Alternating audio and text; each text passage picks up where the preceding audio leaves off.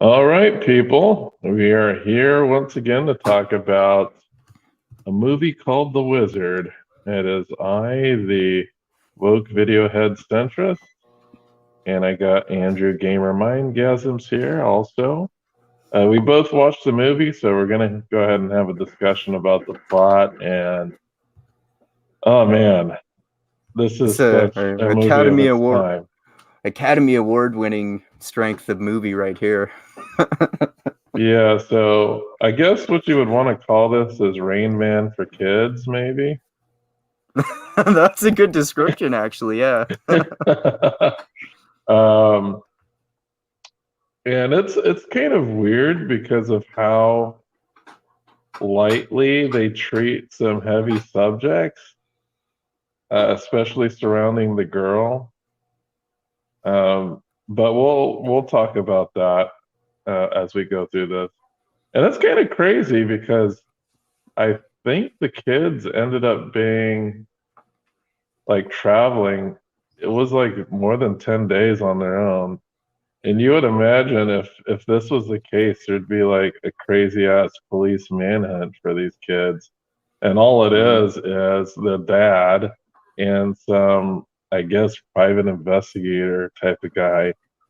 But anyway, we'll get into it. So I guess the movie starts, you see this lonely kid just kind of walking through the desert randomly. I believe they're from Utah. So the kid is just walking through the desert. He gets stopped by some cops, and the cops were like, "Where are you going?" And the kid says, "California." It's like the only word he says throughout the movie. I think he says a Yeah, couple other that's so things. weird. Is that what? Is that like Is that an older thing too? Like it used to be. I don't know if that was really an '80s thing, but I don't know. Like it feels like more.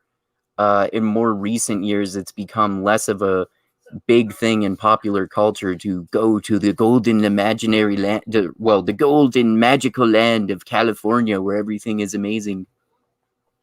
Well, we kind of find out towards the end of the movie why he has this fixation on California. Yeah, that's true. And right, yeah, right in the beginning, you're like, what's up with this kid? And I guess he gets taken to a nut house or something like that. Yeah. And his thing is when he gets, um, I guess he's very introverted and he just starts playing with blocks and stuff. And then I don't know if it's his dad or the stepdad or whoever this guy is. He's kind of like an asshole, and he gets kind of pissed off that that's what he does when he kind of retreats into himself. Hmm. We get to see Fred. So Fred Savage, he was a big kid star around this time. Was he in Karate Kid? Is that why I recognized his name? Or No, Fred Savage was in. It was a popular drama on it called The Wonder Years. I don't know if you're familiar with this show. no, no. Am I confusing him with Ralph Macchio? Yeah, Ralph Macchio is Okay, a different guy.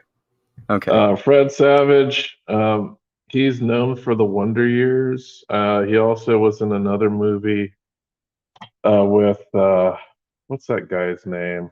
Um, shoot. There's a guy that's on one of those talent shows. He's bald. He's a germaphobe.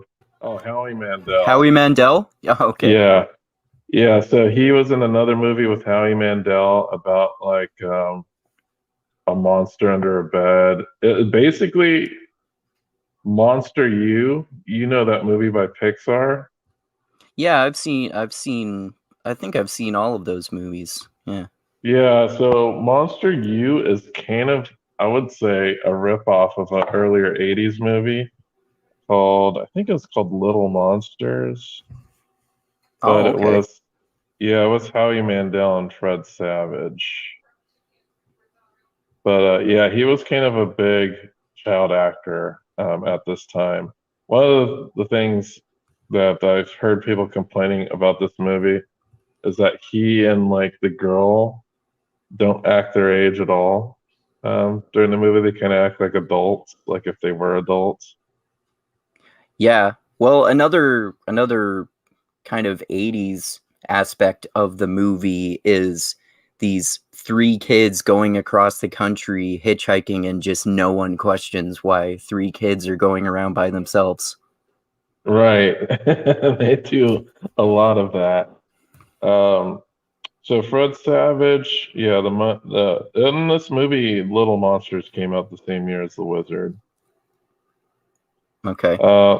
So just to talk about The Wizard and the year it came out, 1989. This, of course, Nintendo was kind of at the height of its years. This was Yeah, so Super Mario Brothers 3, spoiler alert, was the game for the final showdown. yeah, and the interesting thing is that Super Mario 3 didn't come out until a year after this movie released. Oh, okay. So this was kind of like a big fat commercial for Super Mario 3. Nice. So yeah, continuing back in the movie, it's clear that their home is somewhat dysfunctional. So we have a dad who seems to have a landscaping business, a teenage son, like an older teenage son. I don't know if he's still in school or he's just out of school, but they kind of have an argument about him drinking and taking the truck. The Christian Slater? Yeah, Christian Slater. Yeah, that's one of the only actors I recognize. Other than I recognize the actor who plays the father from something else too, but I don't know what I recognized him from. Beau Bridges. He was in a lot of 80s movies as well. Okay. I think let me see. I'm gonna just check his movies real quick. Because he's 80 now, but yeah, he was in a bunch of different movies. Free Willy. Oh, I bet I probably subconsciously or something recognize him from that, because I definitely watched that when I was a kid. Yeah, he's in a ton of movies. He was in Rocket Man.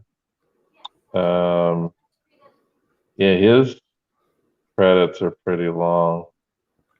Child's Play he was in. Oh, okay. Chucky movie. Chucky movie. He was in like this really corny movie called Sidekicks with Chuck Norris. Oh, I saw that when I was a kid. I remember watching that. Yeah, so his that was one of those movies where some pizza places sometimes had deals where you could pay extra to buy a movie with your pizza, and you would get like a pizza deal that came with a movie and pop. So like we got that with one of those movies for that one time and had it for a family movie night. Sidekicks? Yeah. Oh man. So yeah, he's a bunch of movies. I don't really need to say anything about Christian Slater. He's in a bunch people of know good who stuff. it is. Yeah. And so they kind of have a broken-ish home. It's just dad and the boys. And I think Jimmy is the name of the kid, the California kid. And he's staying with his mom. So they like divorced and they kept he got the rest of the kids, but he stays with his mom, but it doesn't really stay in his mom. It stays like at a nut house or something like that. Right.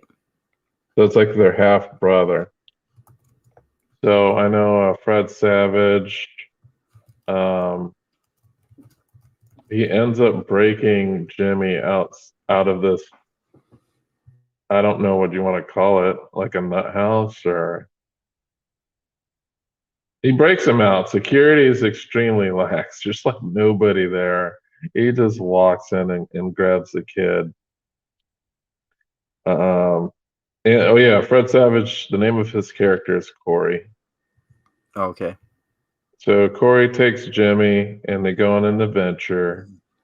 And they find out hours later that both Corey and Jimmy are missing, and the mom hires, I guess, a private investigator named Putnam,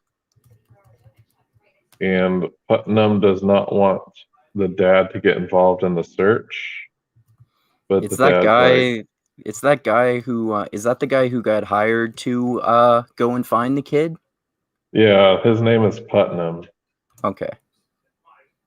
So he's basically says to the dad, "Hey, this is how I make my living. I don't want you to interfere with me trying to find this kid." And the dad's like, "Screw you, it's my kid.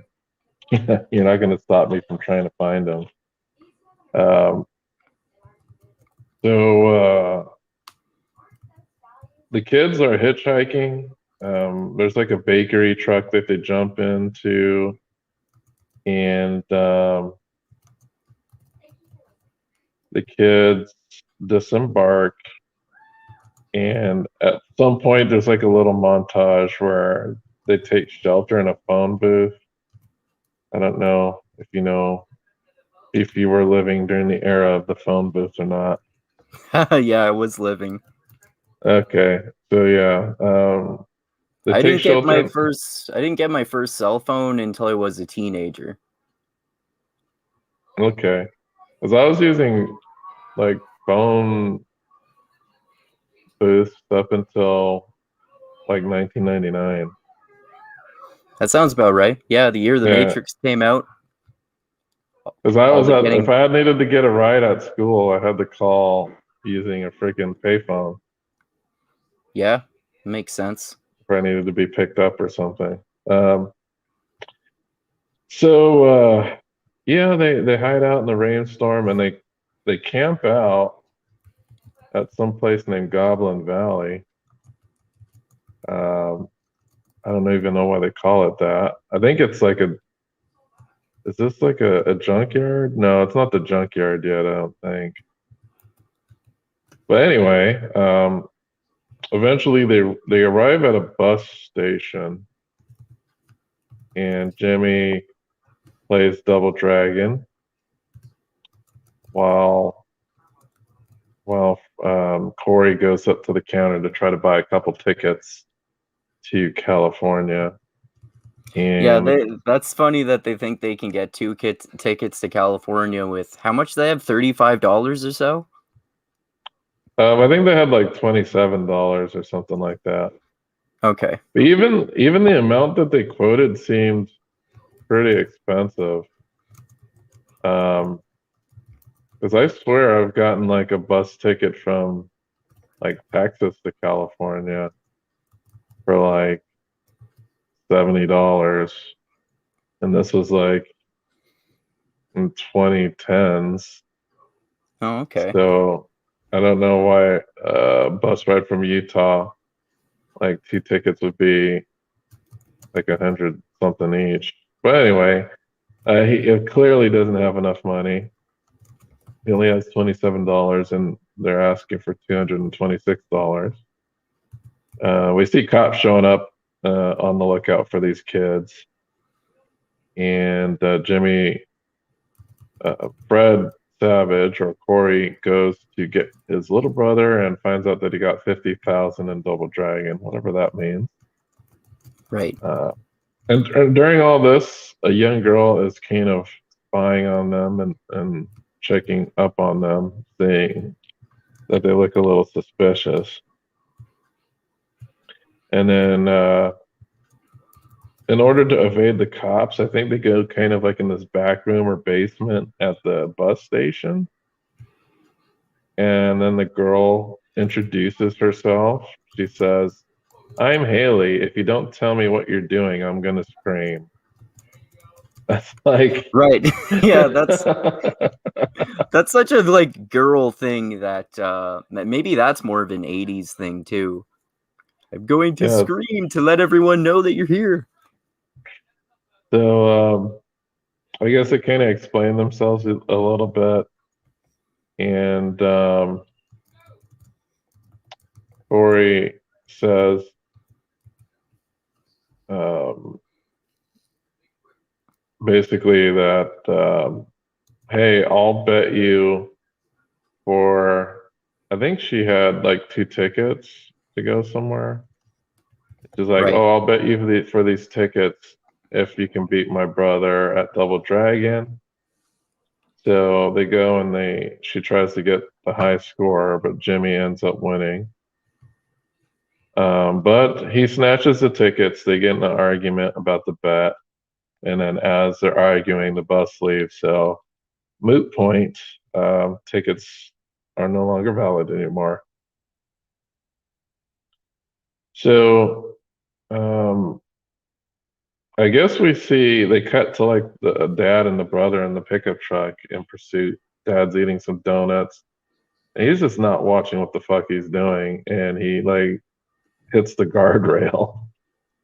I think he had like a huge ass map in front of his face. I was like, who the fuck does that? Oh, yeah, I was trying to read his map. That's also a thing that is more of an 80s thing today. I bet if especially Gen Z people watch this movie, they might have the impression, what the fuck is that thing? This thing where you have to look at this folded piece of paper to show you where to go, and you have to look Yeah, at these that little was lines and stuff and know what road you're on. Wow. yeah, that's pre-internet. So pre-internet, we had to use like actual maps to like get places. Um, Post-internet, before GPS, you had MapQuest.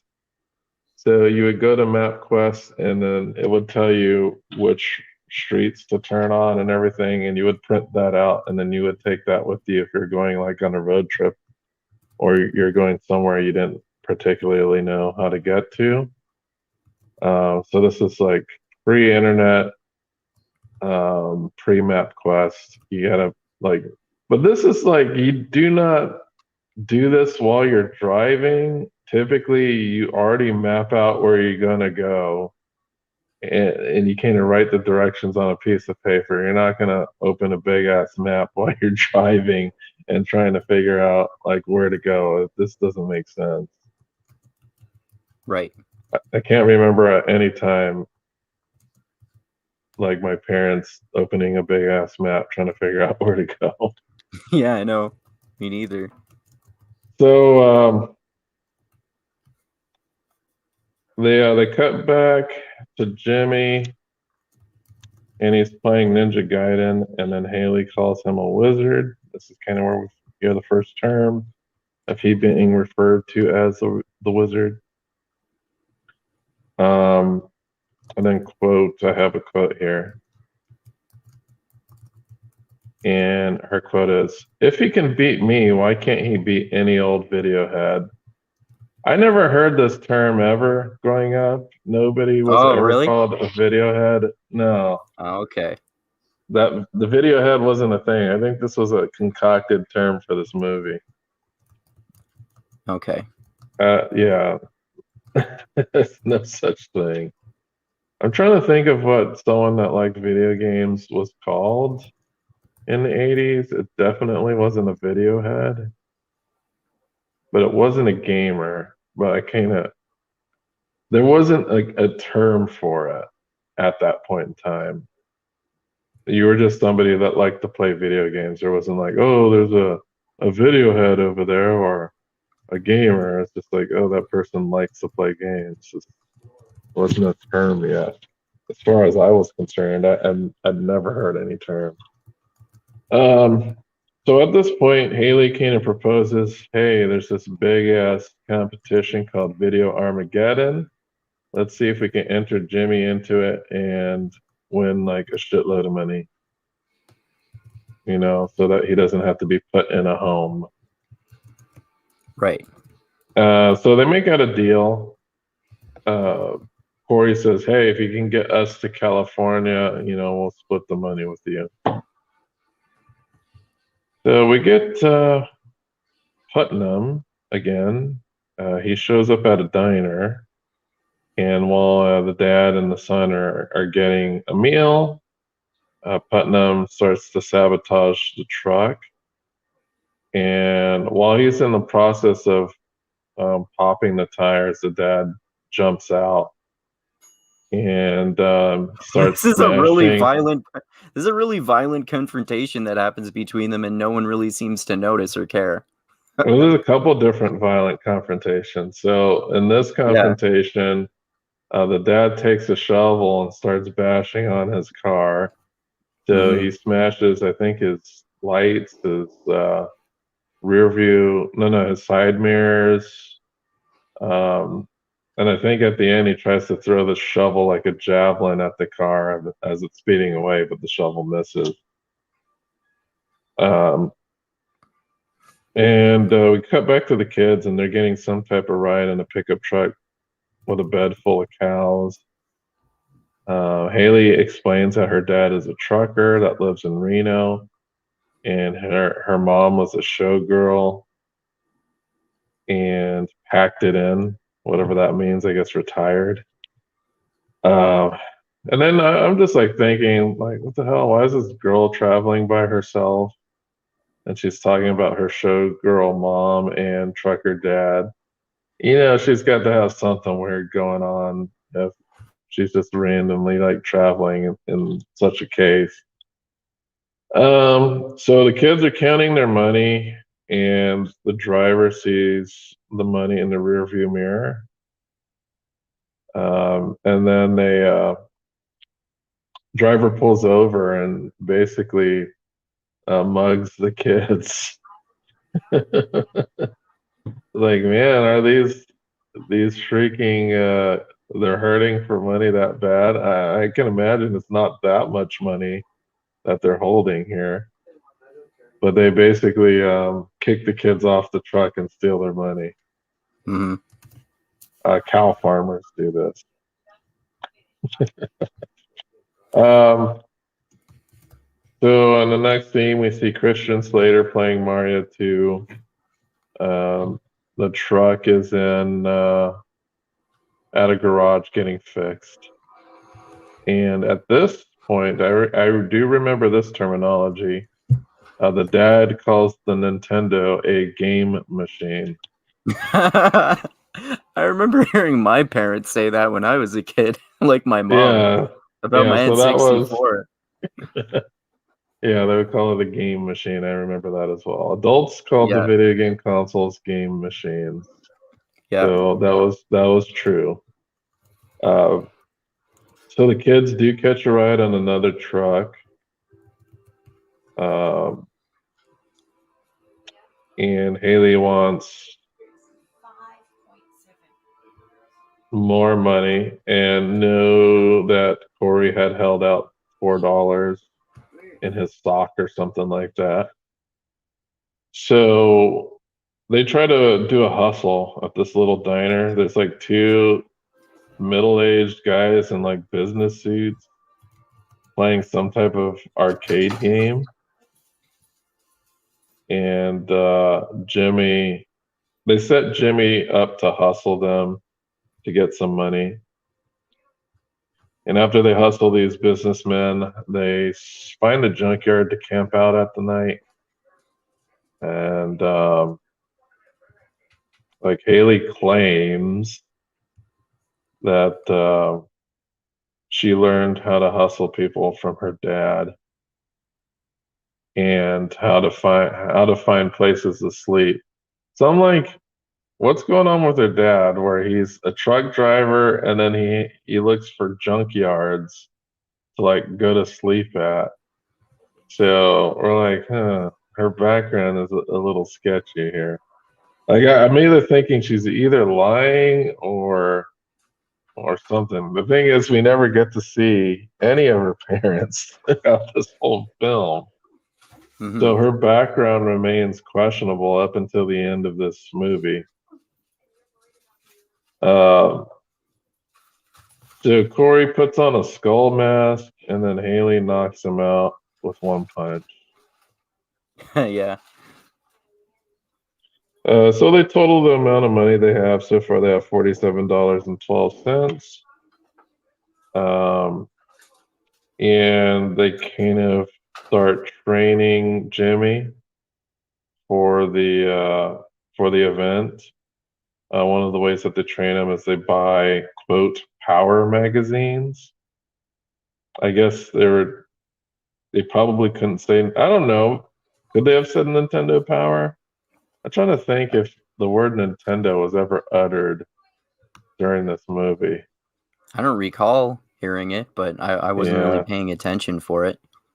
Yeah, so they called them Power magazines. I assume they're talking about Nintendo Power magazines. Yeah, I remember those. So they bought a bunch of these magazines in order to teach Jimmy like how to do the tricks in all the games. And then, they're still traveling and they're having like a hard time getting around. So like a bunch of bikers show up and they're like, oh no, like the bikers are gonna get us. But that's not the case. They just ended up hitching a ride with bikers. Yeah. Which is like super strange. Like I couldn't imagine random bikers picking up a couple teens and clearly like an elementary school kid and start riding with them across the interstate. That's just weird. Yeah. But anyway, we see a travel montage and there's like an 80s song that plays. I think the name of the song is Send Me an Angel.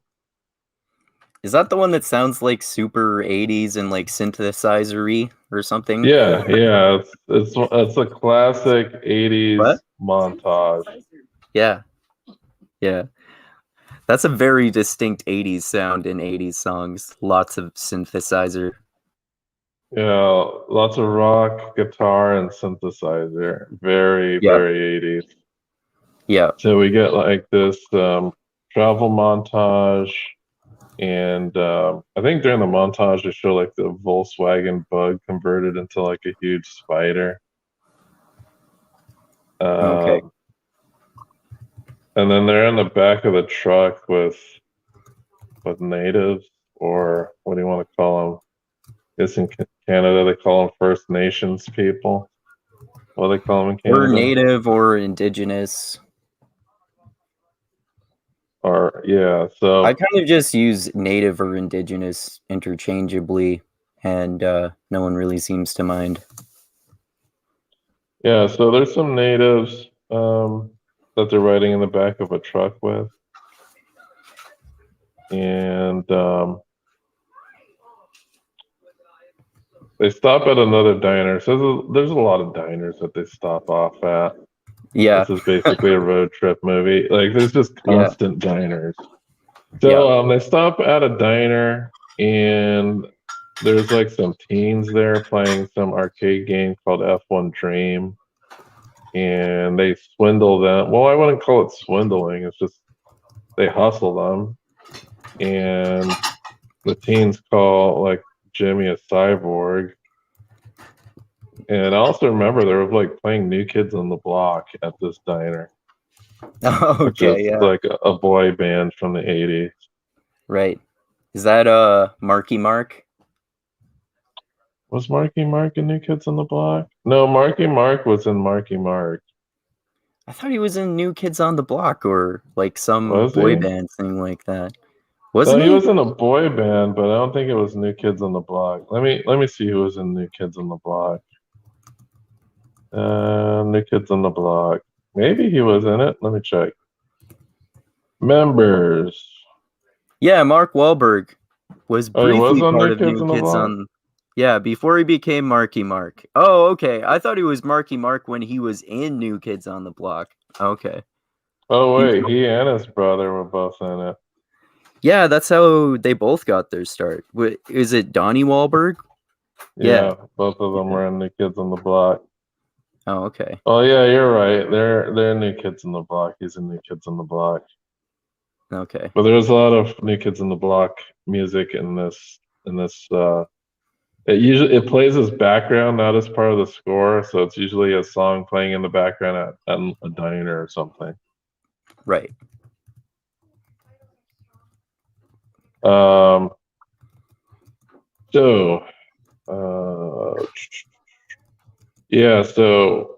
one of the local kids at this diner says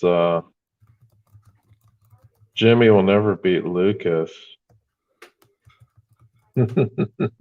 Yeah. And they go and they meet Lucas. Apparently, Lucas has 97 Nintendo games. Yeah. That's a lot. So I'm going to ask you about this scene here. What is the special item that Lucas pulls out of a box here? Oh, is that the gaming glove with buttons on it? Yeah, it's called the Power Glove. Okay. This was a peripheral for the Nintendo. It wasn't a widely used game or peripheral, because I think there was only one game that was designed around it, called Powerball, where is that what it's called? I know the game itself, it involves you like moving a hand cursor and slapping balls around. Okay. I forgot the name of the game. I think it's called Powerball. Let me check real quick. It sounds familiar, but it also sounds like a really stereotypical 80s video game title. Yeah, the Power Glove though was not. I don't know how to explain it. Like imagine using a Wii controller, except it was way more wonkier. Like it did not function very well. That sounds awful. The Wii Yeah, it controllers wasn't. themselves don't function that great depending on the game you're playing. Yeah, it's not the best of peripherals. And the Power Glove did show up in different pop culture settings. Like I know it was in one of the Freddy Krueger movies. Oh, The okay. Power Glove showed up. And then I guess the contemporary movies and stuff. I think it shows up in the movie Hackers, if I'm not mistaken. But yeah, the Power Glove is usually used as to ridicule people. It's just not good. It wasn't very good. But back then, I think they were trying to sell this thing. But the Power Glove was not a direct Nintendo product. It was made by Mattel. Oh, okay. Yeah, so Yeah, that happens with some. Like, you can do that with some different types of controllers, especially special controllers for games that require an irregular controller. That tends to sometimes happen. right. So actually, I was looking up, and there are actually a total of 4 games that were going to be made. So 2 of the games that were actually published, one of them is called Super Glove Ball, Okay. and it's like you just slap a ball around with your hand. That sounds like a game played at a BDSM club. The other Super game is leather called ball slap. the other game is called Leather ball slap. Sorry. Bad Street Baller, which is like a fighting, not like a fighting game, like a beat 'em up style game where you just like punch enemies. Okay. There were going to be 2 other games released, but they were never published. These were Glove Pilot and Manipulator Glove Adventure. But yeah, there weren't very many games, so it was kind of like a waste of money if you bought this thing. Okay. So anyway, we get a demonstration of Lucas playing like a racing game, and he kind of controls it like he's moving a steering wheel. Mm-hmm. And after you get to hear like this 80s music while he's doing this, and then after he's done racing, he says, "I love the Power Glove. It's so bad."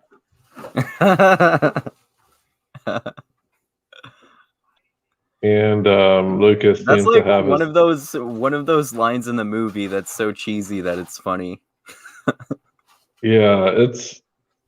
back then saying something was bad was like saying that it was awesome. Yeah, I get it. Like it's kind of like saying that's badass, man. Yeah.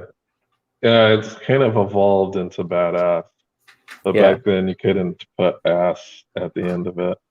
As in the Hmm. 80s, you were a little bit more stricter with the profanity. Hmm.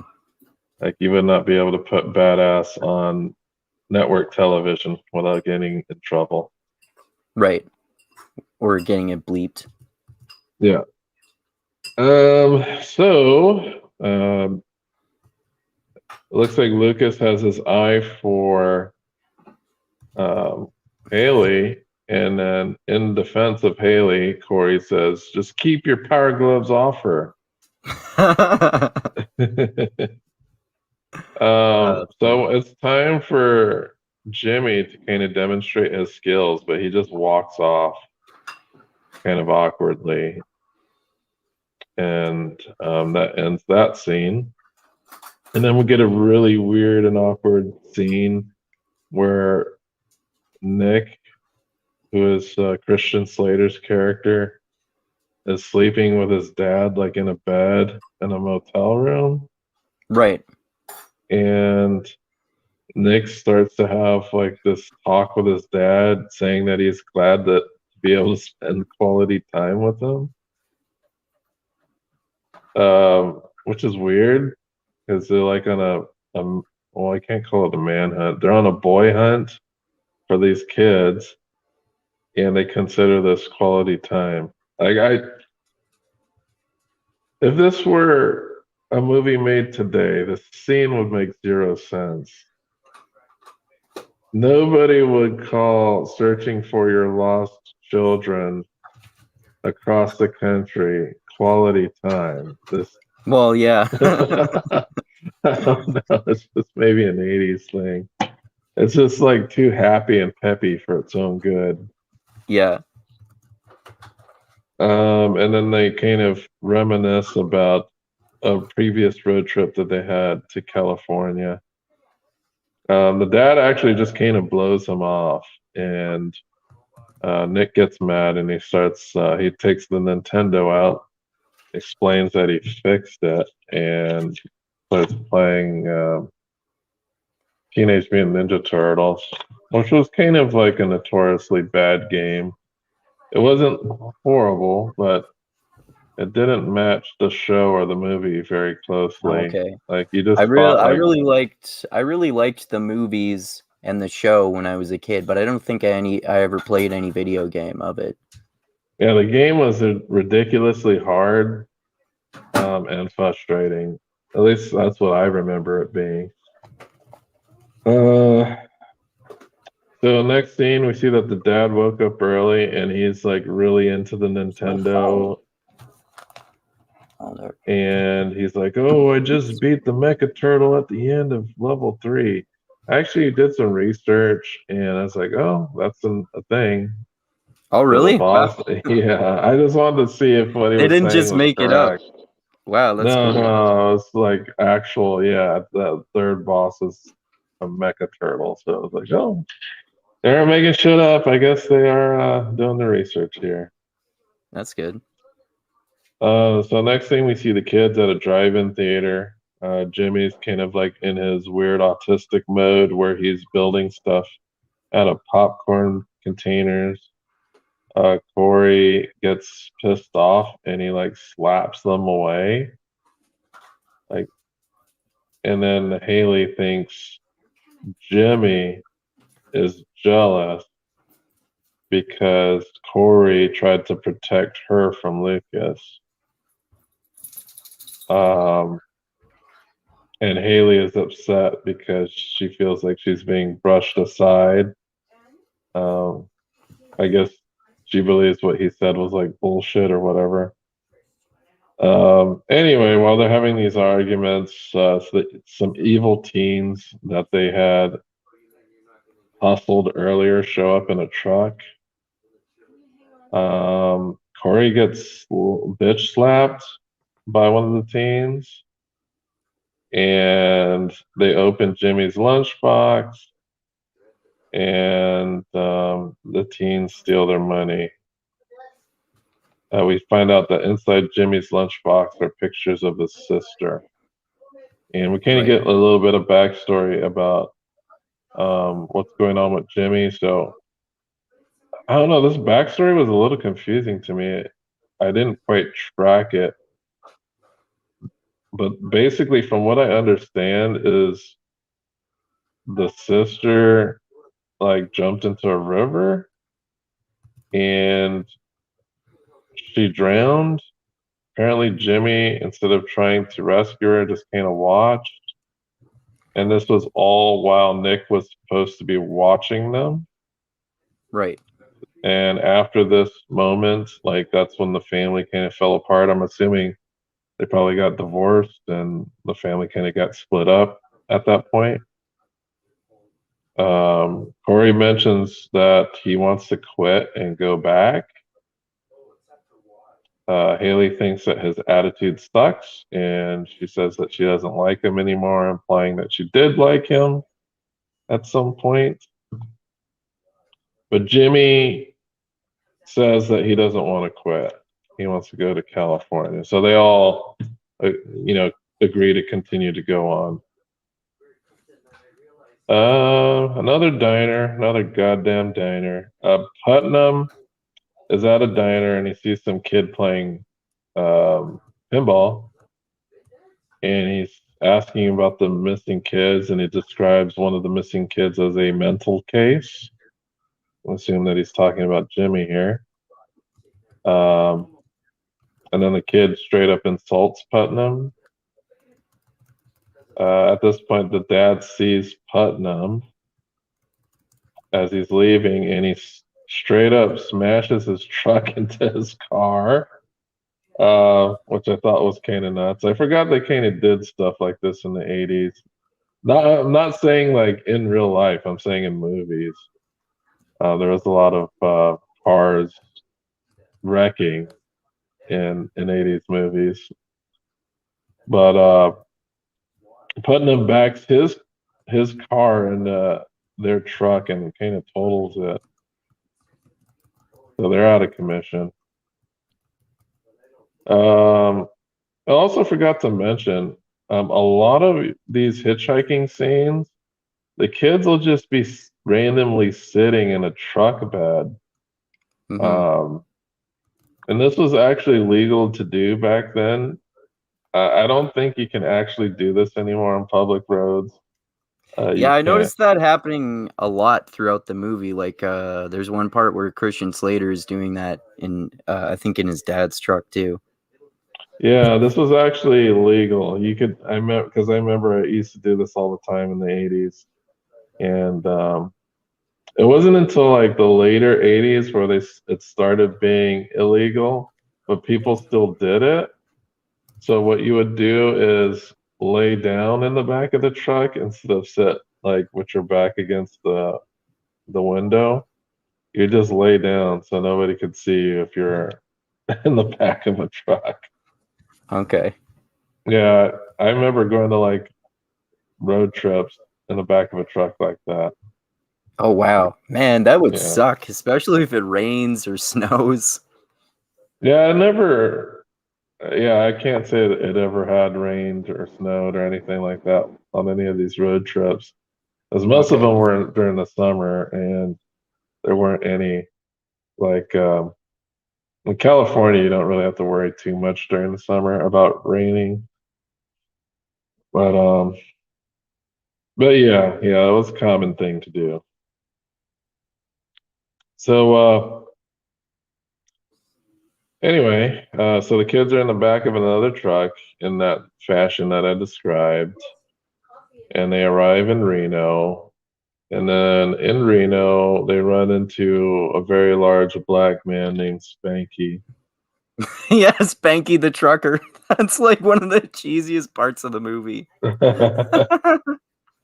So the actor that plays Spanky, I remember him from another movie. The movie's called Batteries Not Included, where he That plays. sounds familiar to me. I might have seen that when I was a kid too.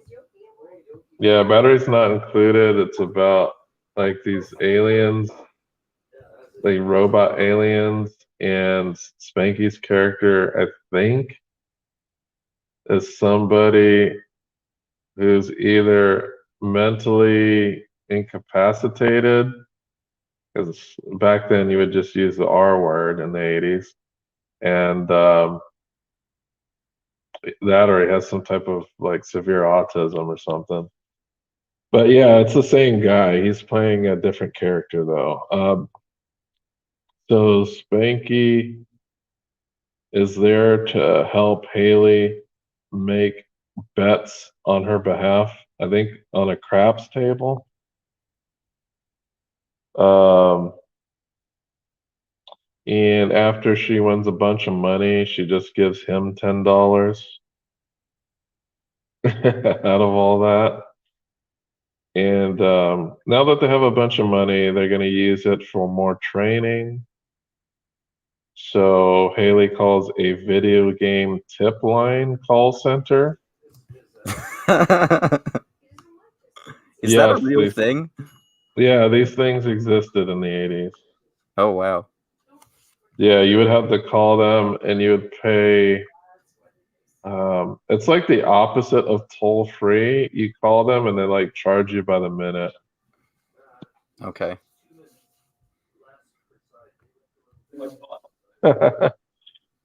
Okay, let's see. Give me a second. Let me relocate here. Oh shoot.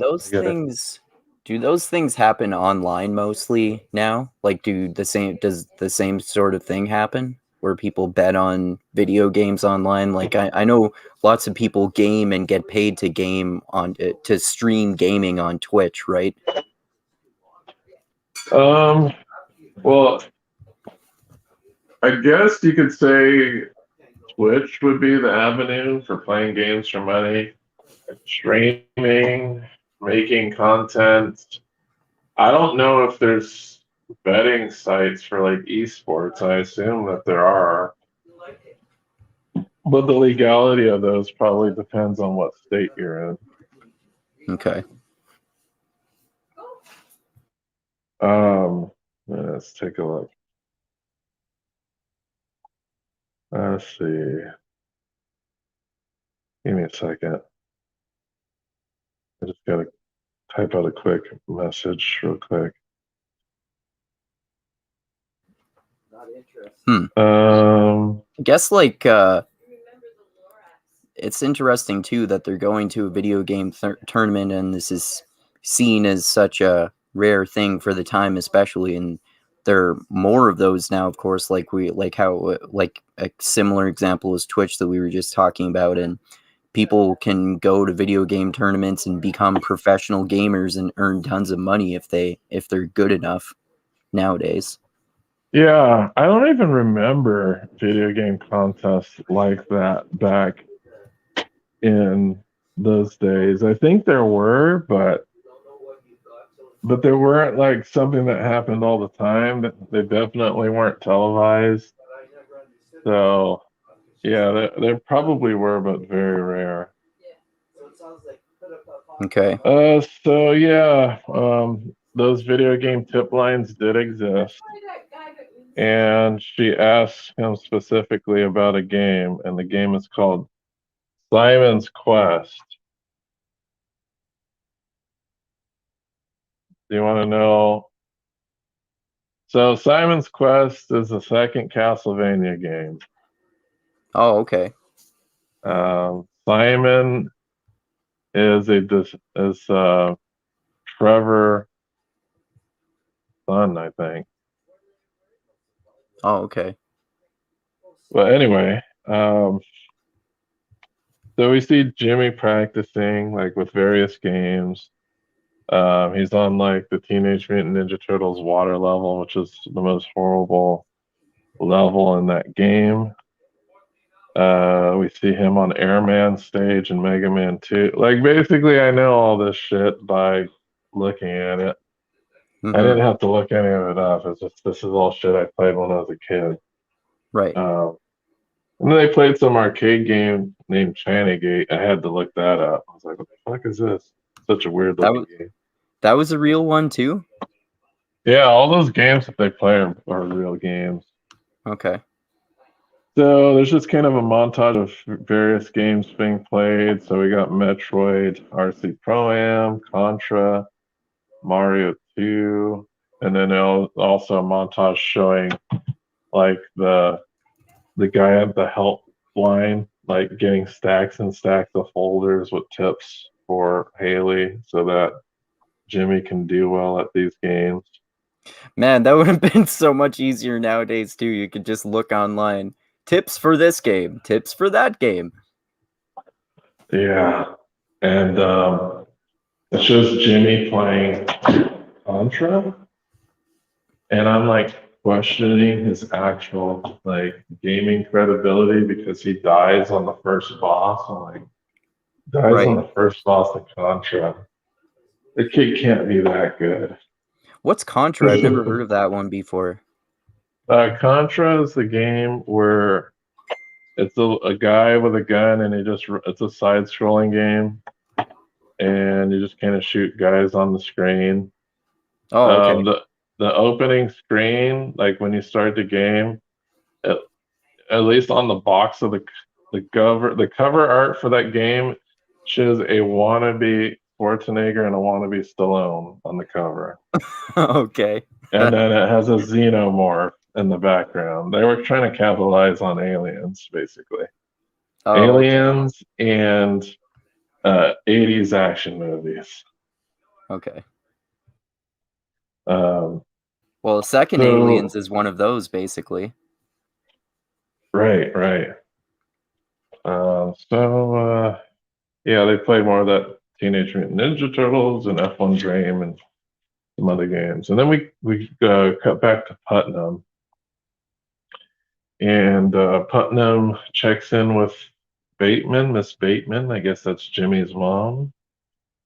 And he says that the kids have been crisscrossing around the state playing video games.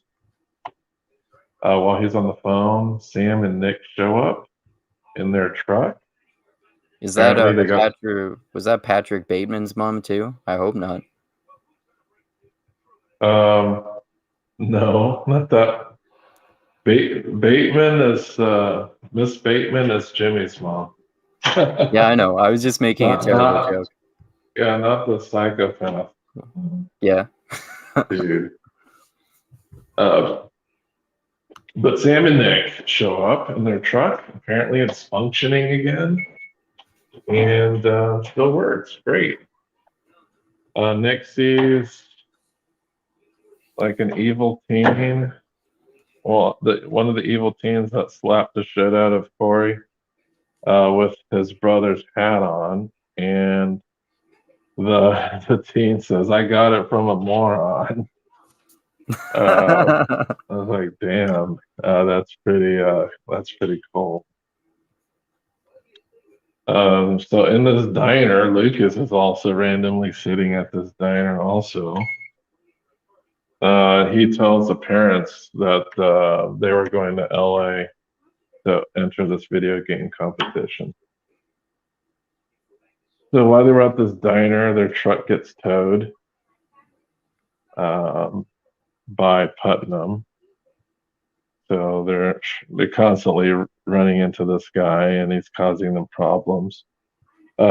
Next thing we go, Jimmy puts on some Groucho glasses because they're trying to disguise themselves. Then Putnam finally turns up in Reno. Sam goes to where they took his truck, and they basically have completely stripped it. It's kind of crazy that they just kind of did that right away. Usually, if your truck gets towed, they give people an opportunity to to like get their trucks back. But I guess Putnam said it was his truck. But how the hell would he prove ownership of that? It's just crazy. Yeah.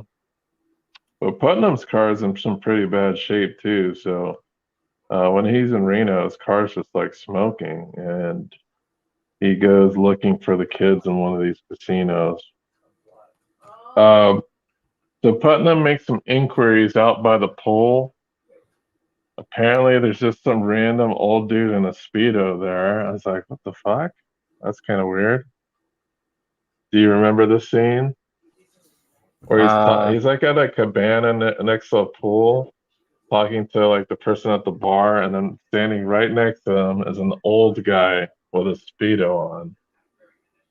no, I don't remember that. So while he's at the pool, Putnam sees Corey, and Corey makes a break for it to find Jimmy at the arcade. Okay. Putnam randomly shoves some dude and then grabs Jimmy. Okay. In order to subvert Putnam's plan, Haley screams, "He touched my breast." All right. And immediately he gets arrested by the cops. Yeah. Like almost immediately after she said that. Yeah. It's a dangerous accusation. So they're gonna have to hide out a little bit. So Haley actually takes them to her home, which is like some trailer out in the middle of the desert. Right. And there's no parents there. So we never get to see who her mom or dad are. But we do see that Nick is working on getting the truck put back together while the dad is in the garage playing Zelda 2. Yeah. Nick is like annoyed, so he pulls the plug on the quote game machine.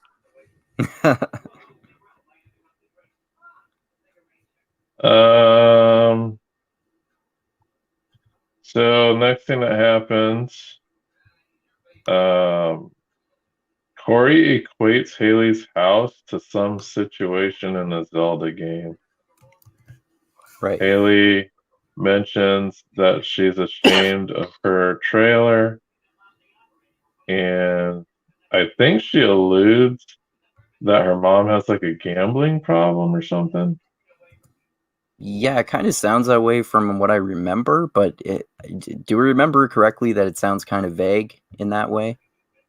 Anytime they discuss her background, it is vague.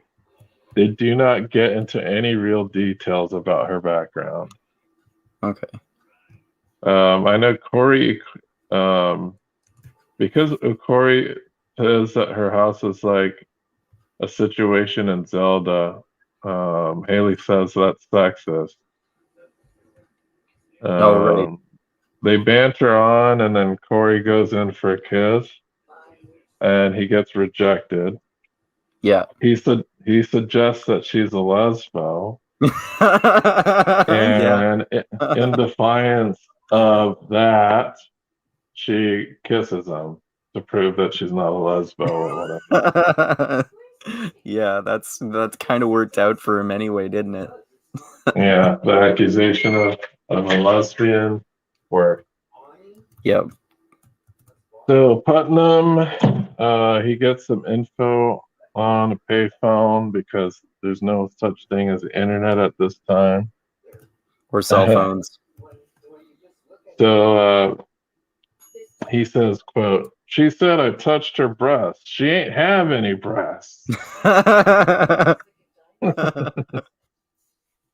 Yeah, that was a good line. Corey wakes up and Jimmy's nowhere to be found. He looks outside and Jimmy's getting abducted by Putnam. So apparently he found out her address from the payphone.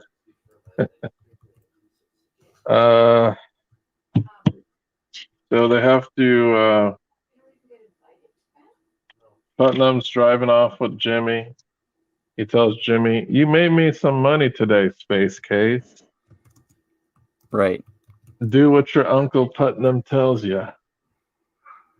Putnam meets a roadblock by truckers, and it looks like one of the truckers is Spanky. Right. And he tells Putnam, "So you touched her breast, huh?" And then you just kind of hear him getting fucked up, just like punched and kicked. Yeah. In the middle of the road by a bunch of truckers. Yeah. The kids get a ride from Spanky, and eventually they arrive at Universal Studios. Right in the entrance, there's like this fake ass Dracula that they see, like a really zany. And then the adults in this movie start acting really strangely. So Jimmy goes to register for this video Armageddon, and there's like some adult in a orange jumpsuit, and they ask them, "Oh, what are we gonna play first, like in the competition?" And he's like, "Oh, you're gonna play Ninja Gaiden. Hi." Like, okay. Yeah, that's not how a fucking adult acts, but okay. He doesn't look like Jack Black, so he doesn't seem like the stereotypical loser video game nerd, like in the way that the 80s sees video game nerds as losers. Yeah, so one thing I'm gonna say is that the announcer of this video Armageddon contest is fucking weird and eccentric as fuck. I was like, Yeah, he I've, definitely is. I've never seen a guy overact for a role this hard. Yeah. Like, it is quite ridiculous. Like, if someone was gonna receive an Oscar for this movie, it would be this guy. Yeah. This announcer. He's For just way most over the top and ridiculous. performance. Yeah. So ridiculous. Only thing in the notes I put the announcer is a bit much, but it's basically more than a bit much. Yeah. So Lucas is there at this competition, and the announcer like calls the contestants up. He says, "Come up here, my little beauties." He's like, this guy's weird. It doesn't make any sense. Like, yeah, you're gonna call a bunch of kids there for, I don't know, that just screams like pedophilia to me, but Yeah. anyway. So Jimmy does really well in the preliminaries. And then, it shows this top scores, and Jimmy does make it to the finals. And the announcer like talks about the prize money. He's like 50,000 smackaroos. You know what they fucking called? I can't imagine. I don't remember anyone calling money smackaroos like back then. Yeah, I remember smackers, but usually only people from New York would say shit like that. So anyway, the announcer announces that they're gonna play a new game. So this kind of puts Jimmy's team in a little bit of a hissy because they had practice on every single Nintendo game, and they can't imagine a new game which they have no training for. Mm-hmm. So outside the competition, Putnam arrives at Universal Studios. He gets messed with by like a Frankenstein character, and he meets up with the Batemans, Jimmy's mom and dad.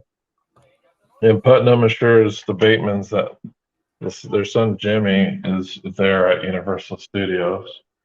At this point, we're told that they've been on the road for 9 days. Mm-hmm. The kids have been by themselves for 9 days. It's pretty fucking impressive.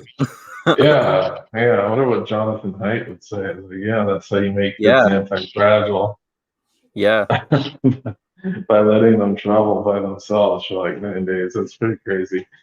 yeah. Um, I went so I went across the country by taking 2 12-hour bus rides to see my grandma twice when I was a kid, when I was around 10 and 12, I think, somewhere around there.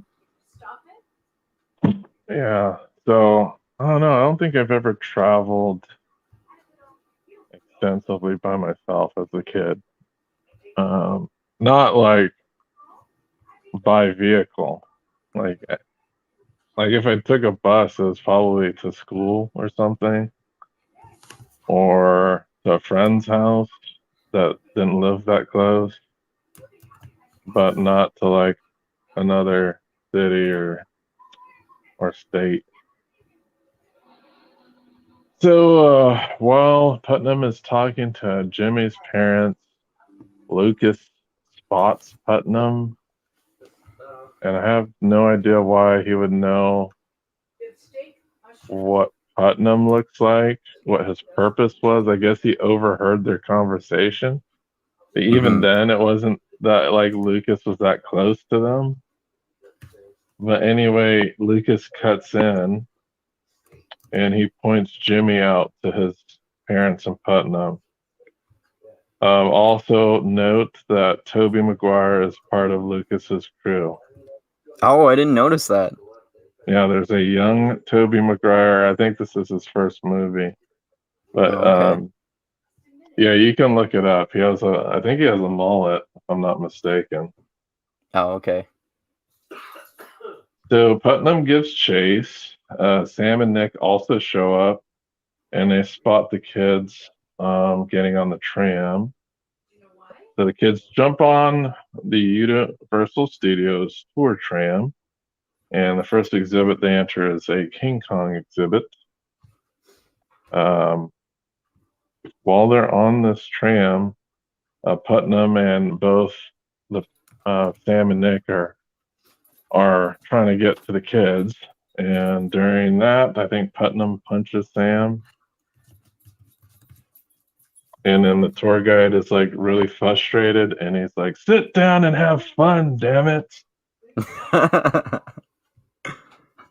So the kids escape from the tram, and they're just kind of walking around the attraction's inner workings. Eventually, they find themselves above the video game Armageddon stage. And for some reason, they see like Lucas down on the stage and they're trying to get his attention as if he's their ally or something. Or he's basically was trying to get rid of Jimmy because Jimmy is his competition here. Mhm. So he sees them, Lucas sees them, but he doesn't do anything. Right. Right. Um, the announcer calls like the geeky girl that made it to the finals, the gorgeous Maura Grisham, and he starts twiddling her braids around creepily. Yeah, like he's so creepy, man. It's such a weird man. This movie is fucking weird. Like it gets weird. Yeah. This announcer specifically is like the Yeah. highlight. Putnam eventually catches up with the kids on top of this area above the video Armageddon stage, and the kids escape via elevator. Um, and the announcer is like waiting for Jimmy, and he's like, "Give me Jimmy, Jimmy, Jimmy, Jimmy Woods. Give me Jimmy, Jimmy, Jimmy, Jimmy, Jimmy Woods." And he's like nowhere to be found. And so like they just continue and they lift up the curtain, and Jimmy is there standing next to the video game screen. Yeah. I'm He's already already here, behind. motherfucker.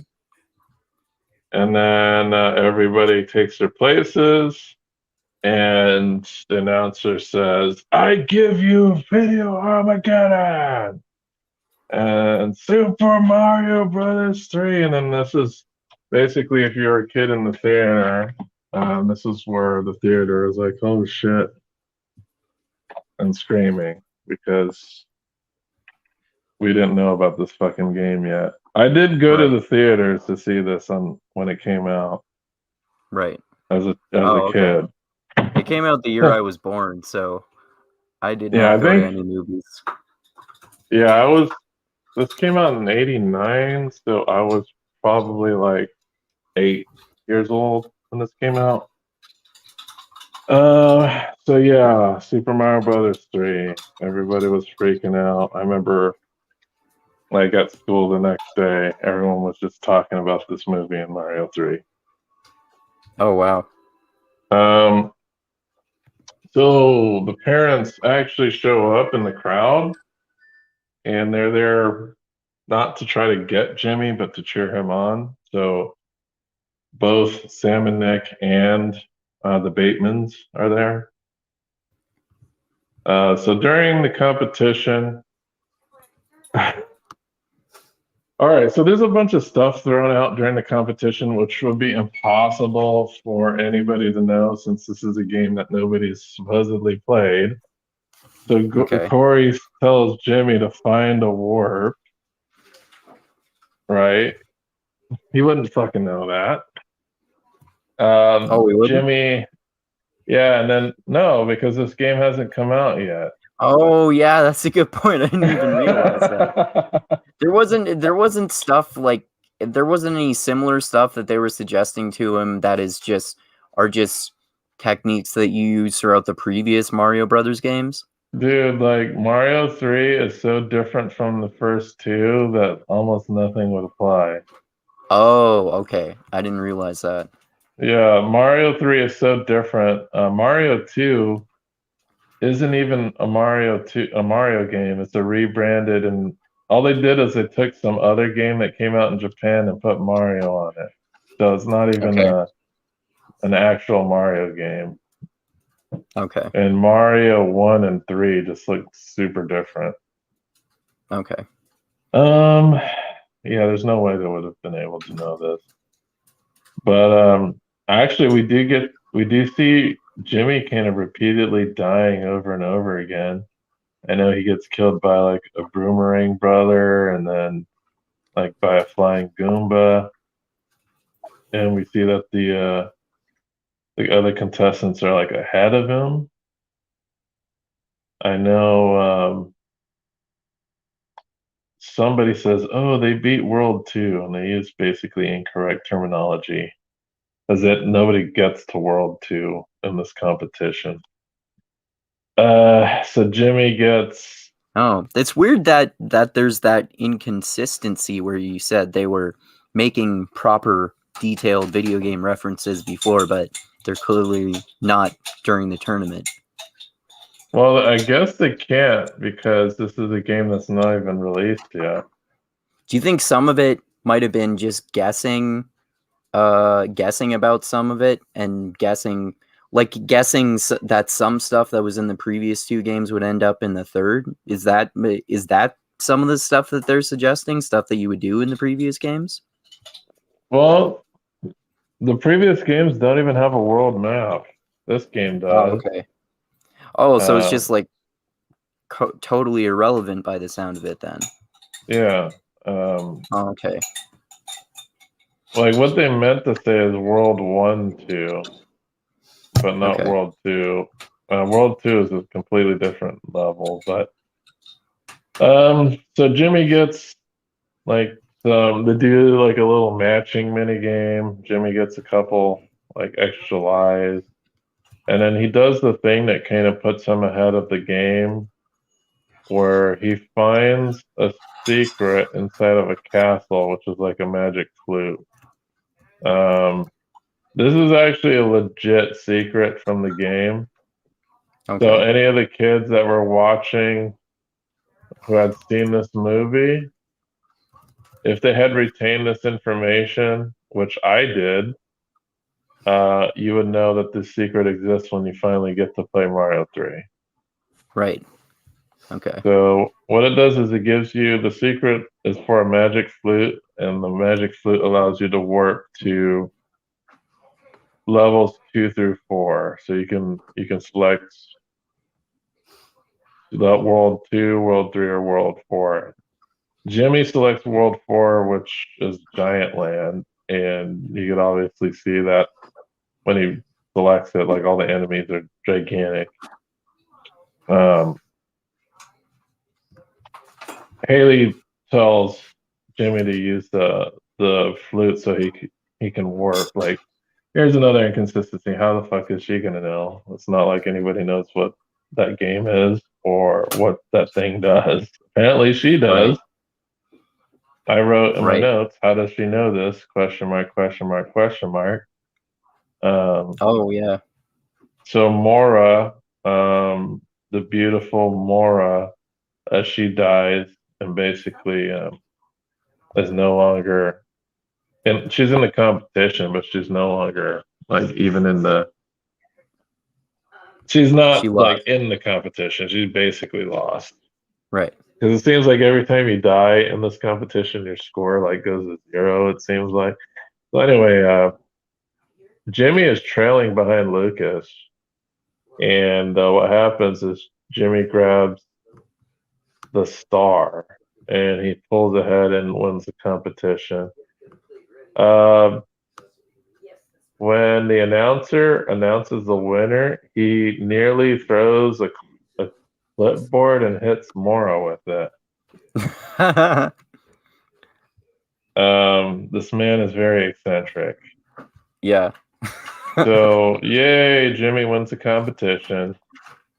Right. On the way home from the competition, Jimmy starts spazzing out and yelling California. The family then stop at this famous roadside attraction you may have seen in various movies. One of the movies is Pee-wee's Big Adventure. I don't know if you've seen that, but there's like this kind of famous attraction where it's like these big old dinosaurs in the middle of the desert.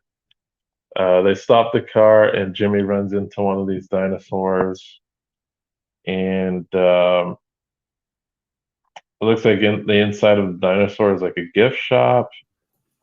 And we see that Jimmy is looking through his pictures. And in his picture box, he has a picture of the family at that very attraction.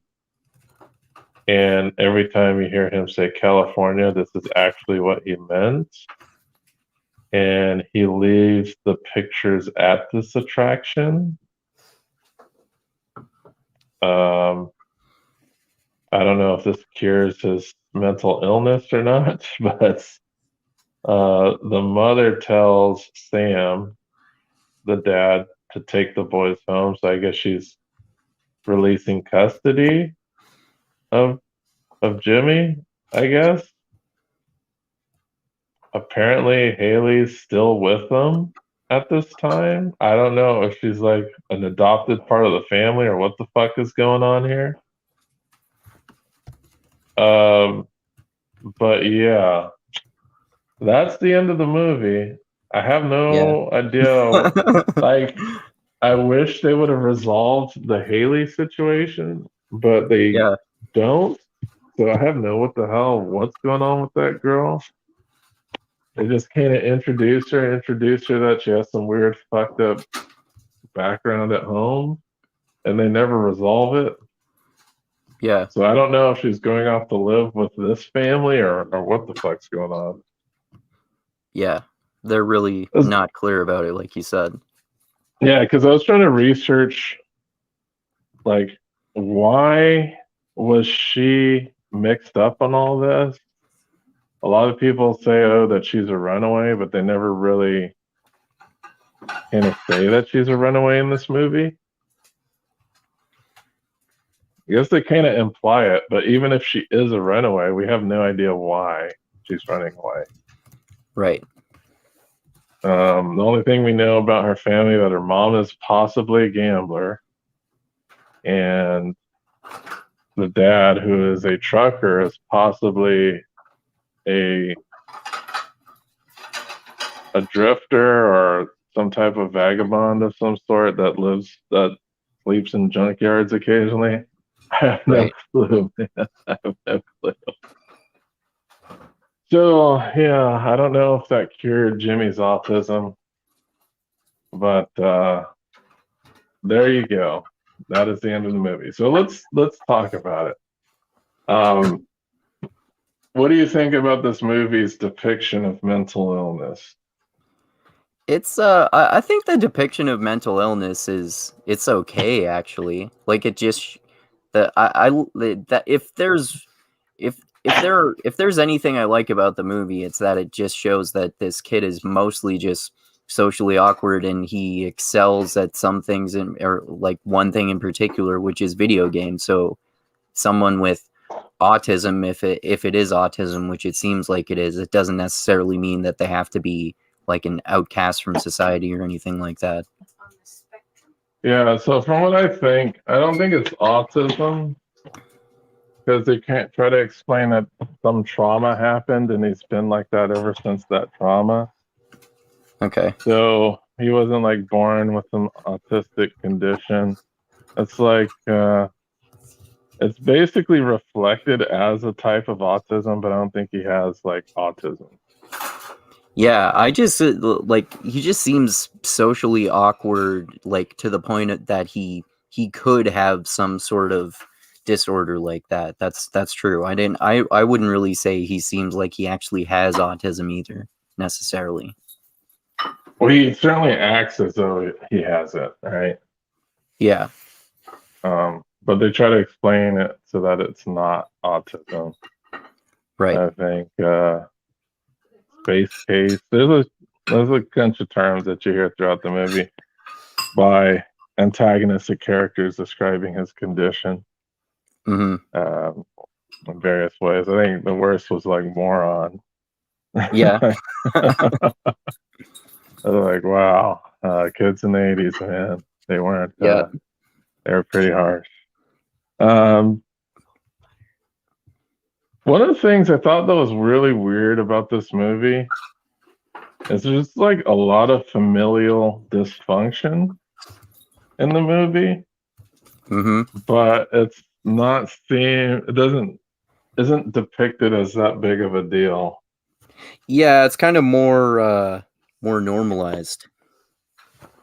Yeah, so like the familial dysfunction is, yeah, like you said, more normalized. It doesn't take the movie doesn't take itself seriously at all. And man, is it quirky, especially in the end. I don't know, my favorite character is the announcer. I can't. He's like the most entertaining character in this movie. Yeah, he is. I don't even know if I have a favorite character. There aren't really any that I'm big fans of. You didn't like Fred Savage? He was interesting. I mean, basically typical kid movie actor in that way, kind of. Yeah. And Fred Savage, he's short, but I think he's supposed to be like 13 in this movie. Oh, okay. So he is like a teenager. It's just funny, like when we think of a 13-year-old today, they don't tend to. Well, I guess the kids were very grown up in this story. I can remember Fred Savage, or Corey's character, was the one that was trying to be trying to be responsible with his family, as he was the only one that kind of cared about what was going on with Jimmy in the beginning. He was kind of like the adult in the family. What do you think? Sorry, could you repeat that? There was noise. I was saying that Jimmy was kind of like, well, not Jimmy. Corey was like the adult of the family that was taking responsibility for Jimmy, but even then, it wasn't very like he was taking responsibility by taking Jimmy away from the dysfunction. You mean Fred Savage's character? Yes. Yeah, I could say that. I mean, you could kind of say that um that Christian Slater, I was forgetting his name, that he is kind of acting more like an adult than his dad by encouraging him to go after them too. Yeah. That is true. It seemed like the dad was like the last one to get on board with everything. Yeah. But the dad was also kind of an asshole throughout the beginning of the movie. Mm-hmm. So overall, what are you thinking about this movie that I forced you to watch? Oh, it's terrible. I only I only watched the whole thing because I knew we were going to talk about it. I would have bailed otherwise. So I just decided to try to enjoy the cheesiness of it. So there were some definitely some hilariously cheesy parts. All right, so you said you would have bailed. At which point would you have bailed on this Oh, movie? I don't know, like 20 minutes into it probably because 20 it was minutes just so in. cheesy. Yeah, it was just so cheesy immediately. Just the whole tone of the movie. Oh wow. So you would have bailed. Yeah. Are you glad you stuck through with it? Yeah, I don't mind having watched it, mostly because like I can appreciate the hilarious cheesy parts. Yeah, this movie is definitely a product of its time. If you want to see something better that's a product of its time, I wouldn't say a product of its time because it still holds up. Have you seen The Wonder Years? No, I don't think so. Yeah, The Wonder Years is actually pretty good. Um, Okay.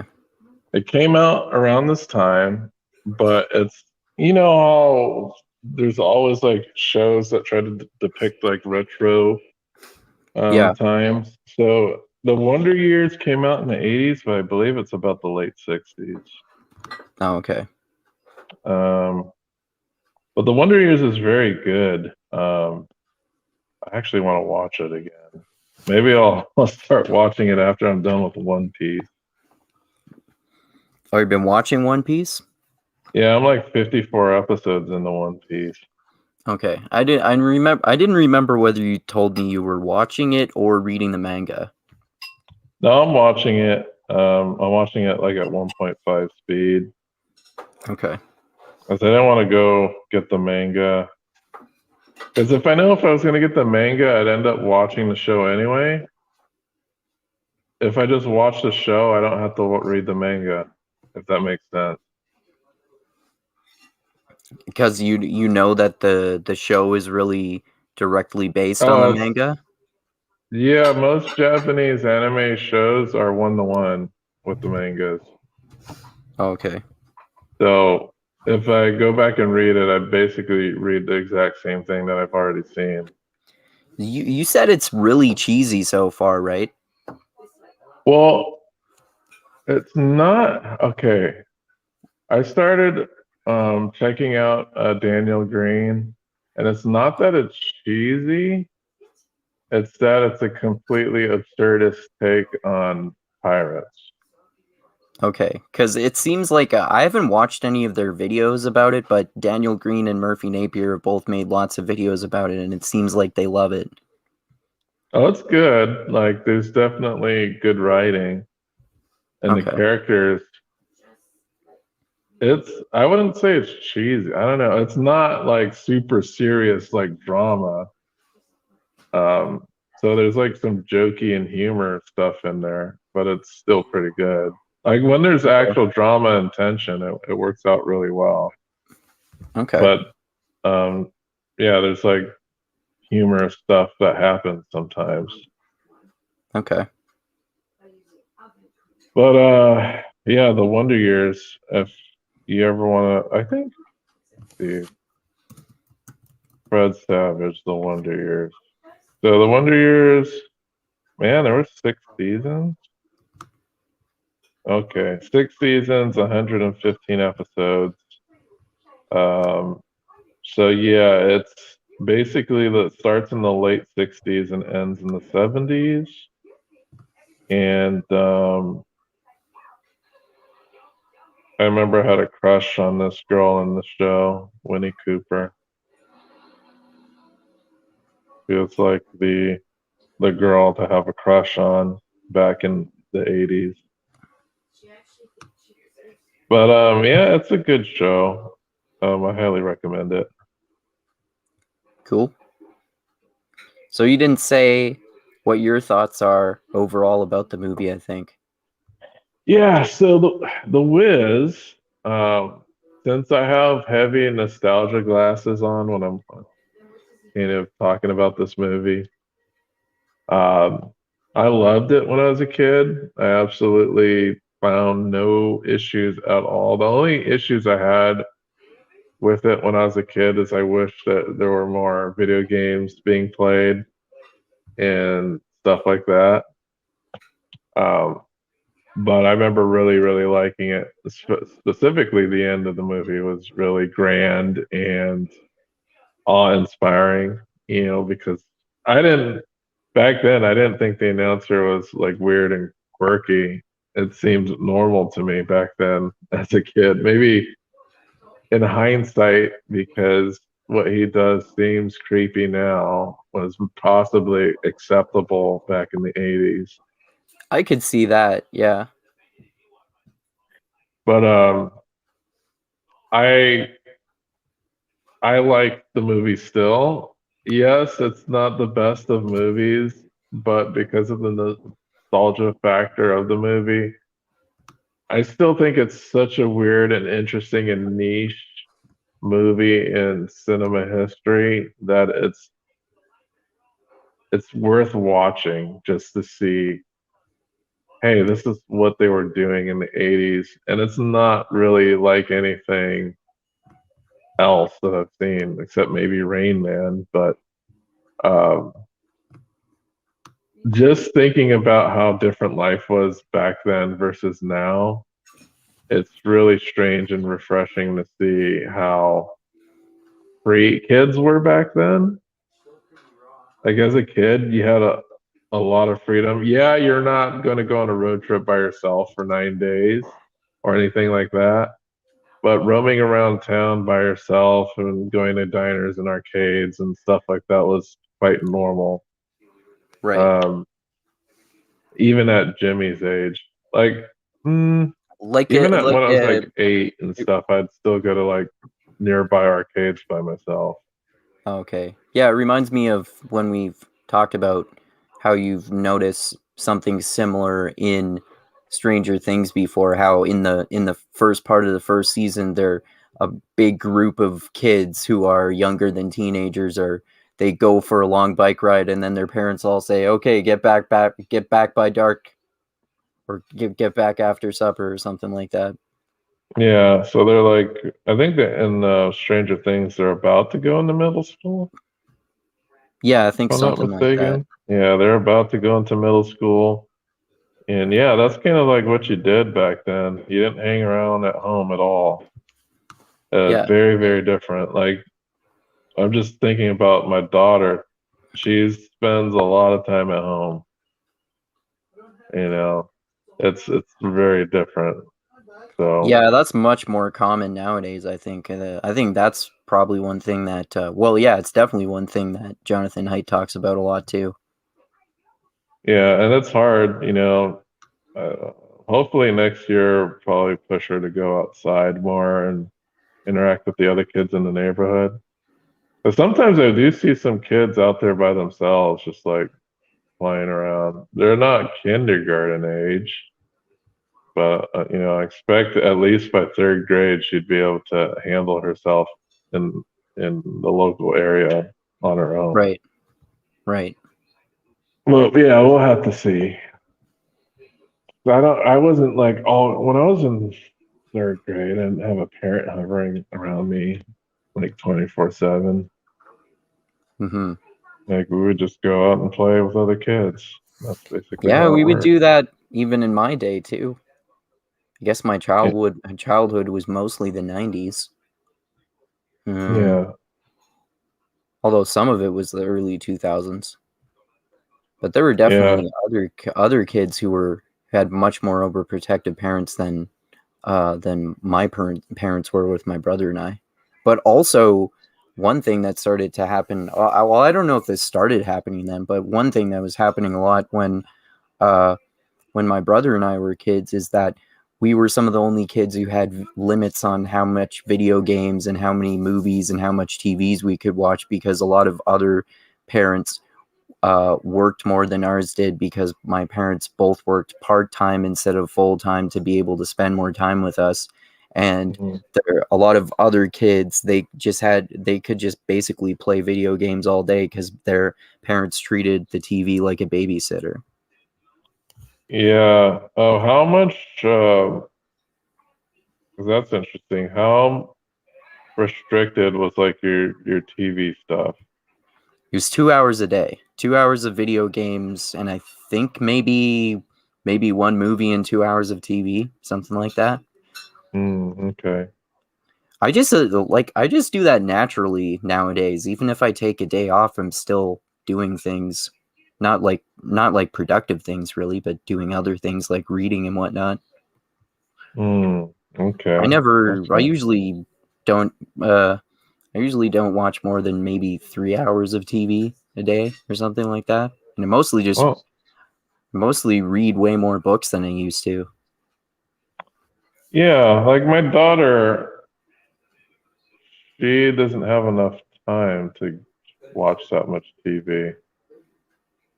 As I don't know, maybe on the weekends she might do a little bit more, but during the week, I let her watch like before school, I let her watch one episode of the original Pokemon, Cool. and then when she gets home, she does like extra work, like activities that we give her, like writing or math and stuff. And she's not allowed to watch TV while she's doing that. And then I watch when we eat dinner. When we eat dinner, I watch the news. And then after the news, maybe she'll get to watch an hour of what she wants to watch. So, yeah, she doesn't, during the week, her TV time is fairly limited. But on the Okay. weekend, though, I think that's when she gets to watch a bit more TV or be on her tablet or play like Switch or something. That makes sense. So apparently they did a reboot of the Wonder Years. I was not aware of this. Oh, interesting. Let me check up on that. Um, yeah, there's a new Wonder Years that came out in 2021, and it's about a black family in the late 60s, a Hmm. middle class black family from Montgomery, Alabama. And Don Okay. Cheadle is the narrator for the kid. Hmm. That So sounds interesting. So I don't know if it's still going, but currently there's one season and 13 episodes. I don't know what it's streaming on. It's the ABC network, but it's actually the pilot and the first three episodes are directed by Fred Savage. Oh, okay. And it looks like he directed a number of different episodes from the series. Hmm. That's interesting. So yeah, let's see. One, two, three, four, five, six. So he directed six of the 13 episodes. Okay. Oh, and it's currently airing. So the first season isn't even done yet. Oh, so it's brand new. Yeah, it's a brand new thing. Okay. I have no idea if it's doing well or anything. Who knows? I don't know how Hmm. these ratings work anyway. Yeah, me neither. But I guess it got nominated for some type of NAACP award. Yeah, I'm not very up to date with like network TV anymore. I have no Yeah, me idea. neither. I No never watch clue. network TV anymore. I always watch stuff on streaming services, or if the Wi-Fi isn't working, movies that I own. Right, right. So yeah, they rebooted it. I don't know. Maybe I'll check it out someday. If it's as good as the original, then it should be pretty decent. Cool. But yeah, that was my rating. Basically, I still think it's an interesting slice of history. Um, is it a good movie? Objectively, no. But it's kind of like one of those so bad it's good movies, but Yeah, it's not that bad. Like it's not nearly as bad as The Room or something like that. I don't think I've But seen that. clearly you think it's bad. You haven't seen The Room? No. You know. Hi Is that the Mark. Oh, hi one? Mark. Is that the one? Wait, based on a book, or is that Well, Room? I no, know there's there's. a I know there's one movie that. based off of a book that's about a movie. Oh, okay. Tommy Wiseau. It's the movie with Tommy Wiseau wrote and directed and starred in. It doesn't sound This it familiar. has notoriously bad acting. Okay. Seth Rogen and what's his name made a movie about it. Oh, they did. Yeah, Oh, okay. I would it's watch that. actually it's a really good audiobook too. Maybe I'll check it out and give it to you. But it's read by what's his name? Who's the guy that who is in the North Korea dictator movie, The Interview? Uh, Other than Seth Rogen, Yeah, James what's the other? Franco.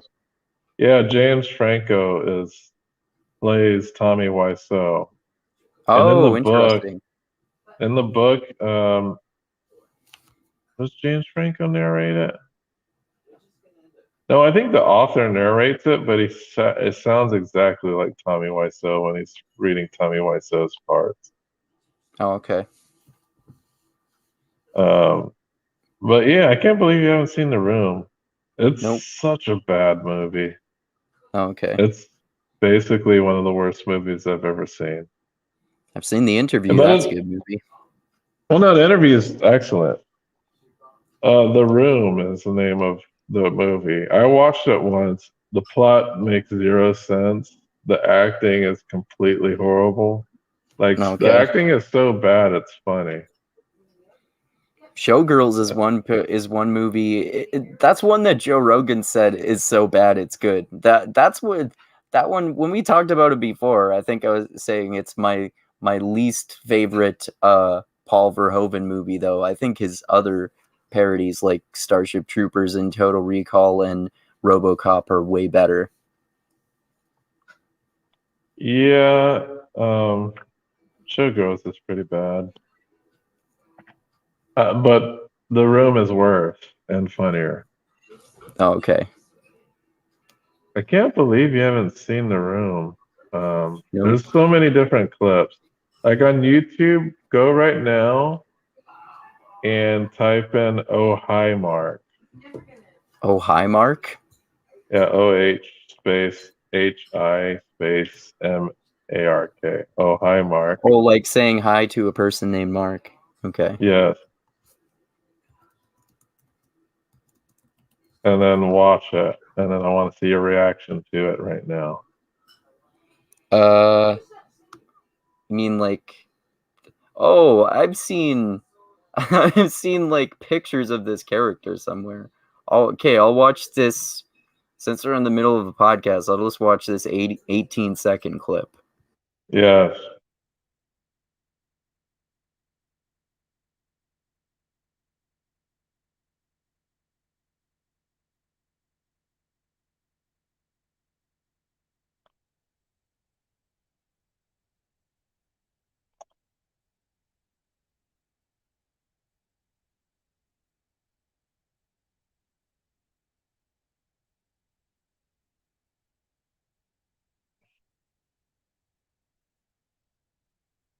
Yeah, that's that's hilariously terrible. Wow.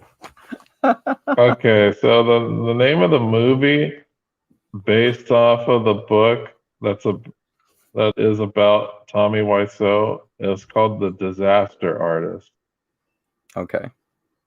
So that scene you just saw, they recreated that scene in the movie The Disaster Artist. Oh, okay. Oh, I've heard of that movie too, but I haven't seen that either. Now look for James Franco. Oh, hi, Mark. James Franco, oh hi, Mark. Yes. Okay. And look at his interpretation, and that's from the movie. Okay. I did not hit her. I did not. Oh, hi, Mark.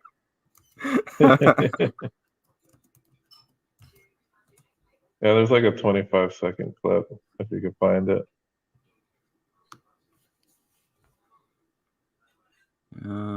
Okay. Yeah, I'll watch that one. Um,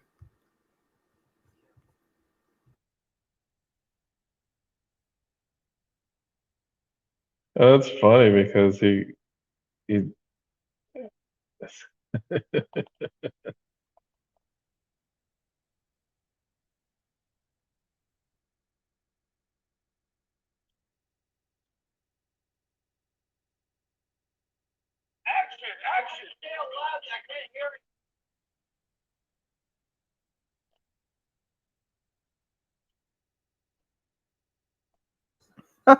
that's a great imitation. So yes, the movie does not make sense. Okay. I've watched the movie, I've watched Disaster Artist, and I've read the book, Disaster Artist. So Disaster Artist, that movie is based off of the book, not the movie. Okay. So basically, the movie is about this Tommy Wiseau's life and his friendship with one of the main actors. Was Tommy Wiseau's best friend from acting class, and basically it's kind of like about their friendship. But yeah, Okay. Tommy Wiseau, weird fucking cat.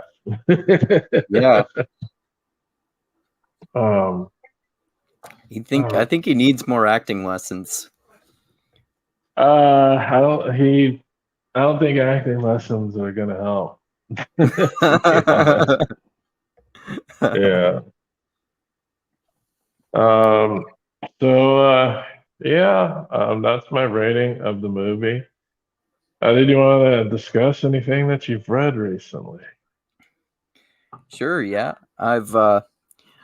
Well, I just started reading yesterday Pride and Prejudice and Zombies Dawn of the Dreadfuls, which is the prequel to Pride and Prejudice and Zombies. I've just barely started it, but it's pretty good so far.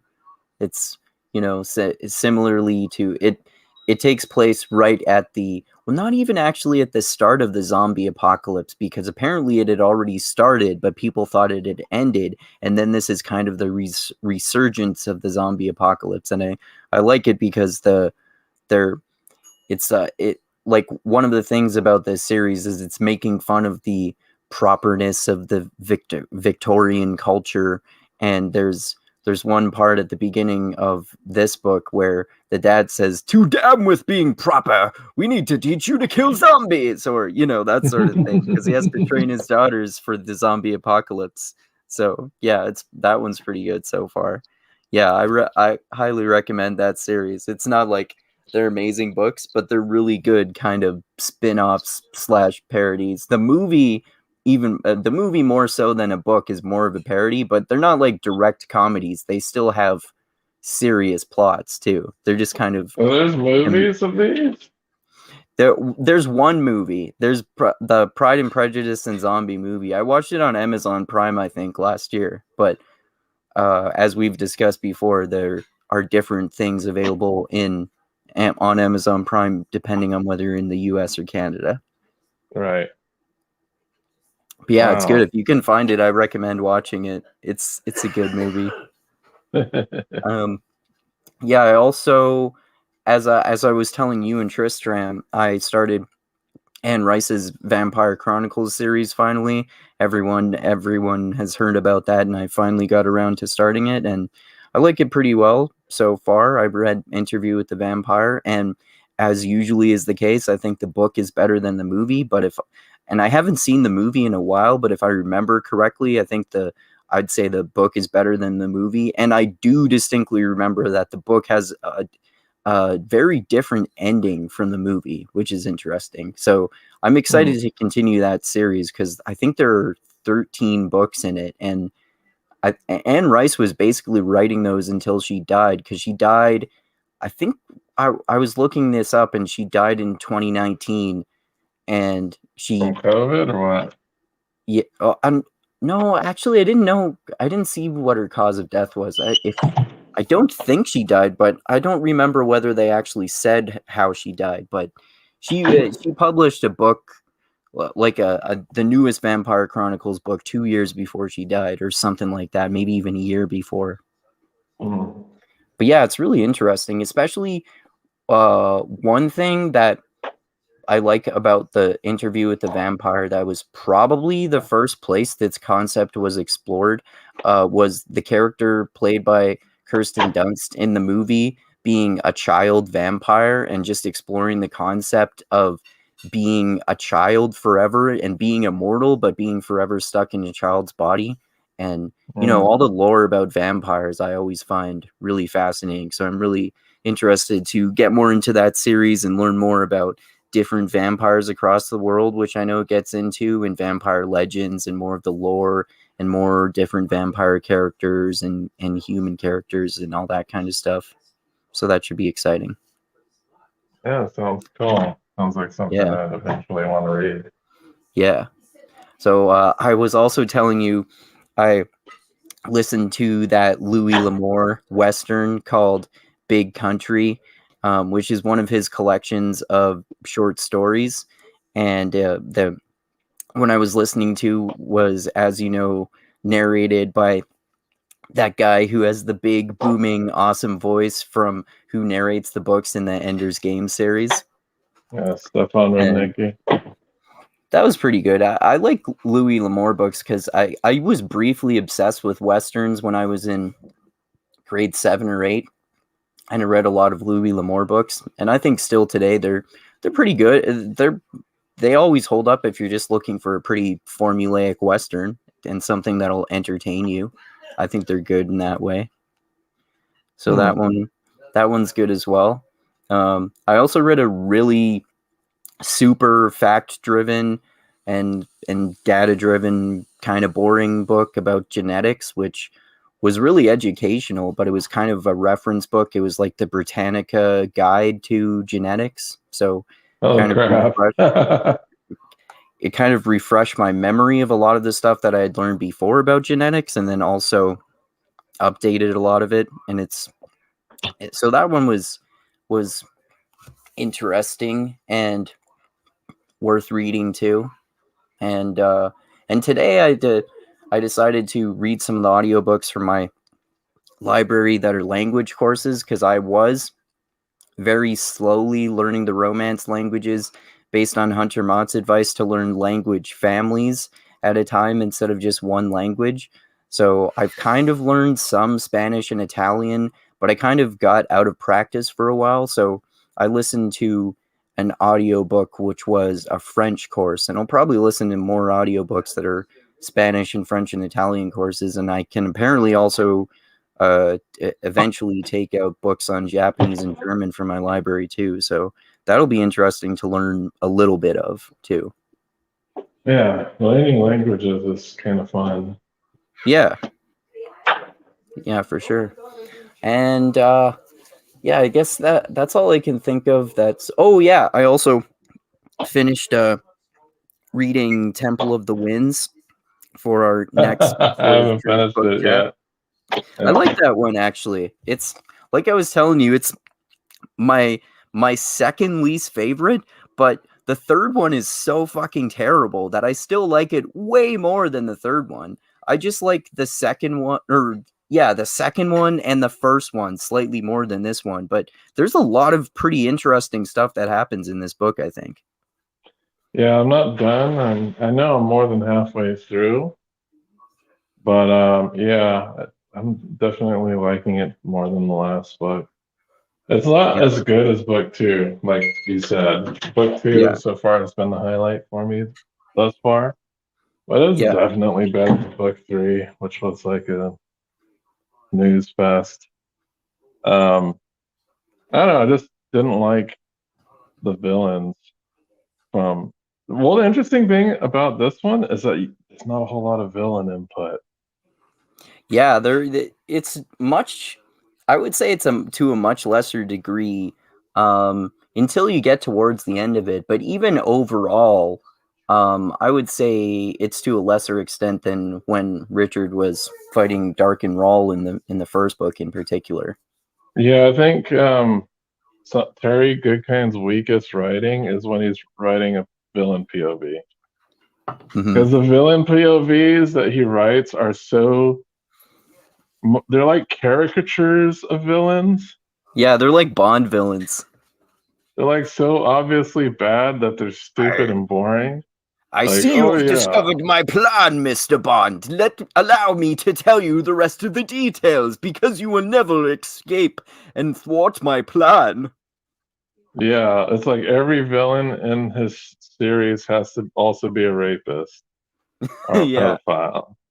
So far, the only thing I know, because I don't know who this person is yet, but they're like, oh yeah, there's this guy that rapes prostitutes.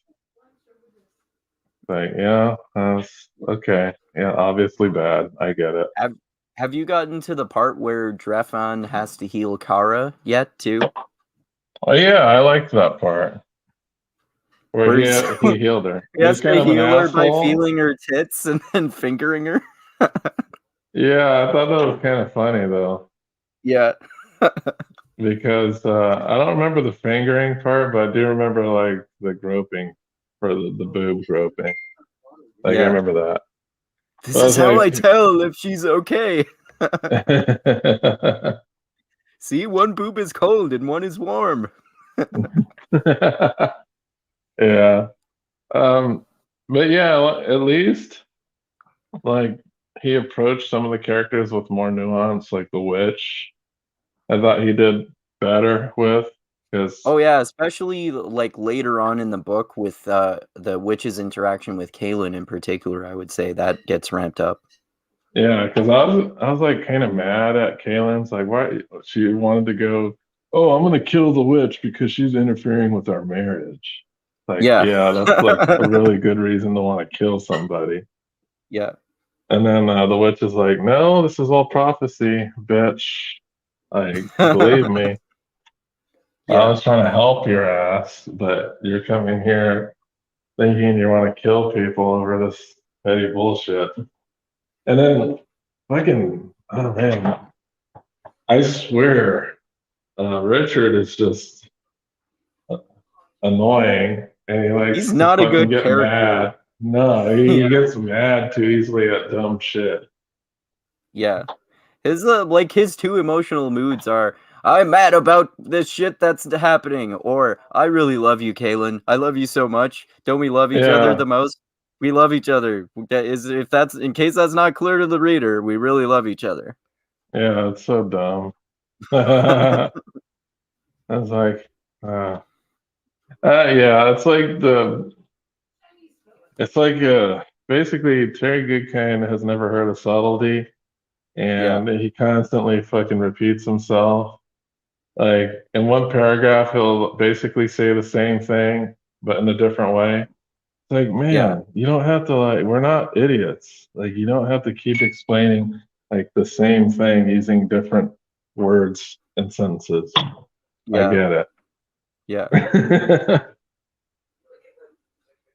But yeah, I don't know. Maybe I don't even know if he had an editor, but if he did, his editor did a very poor job. Yeah.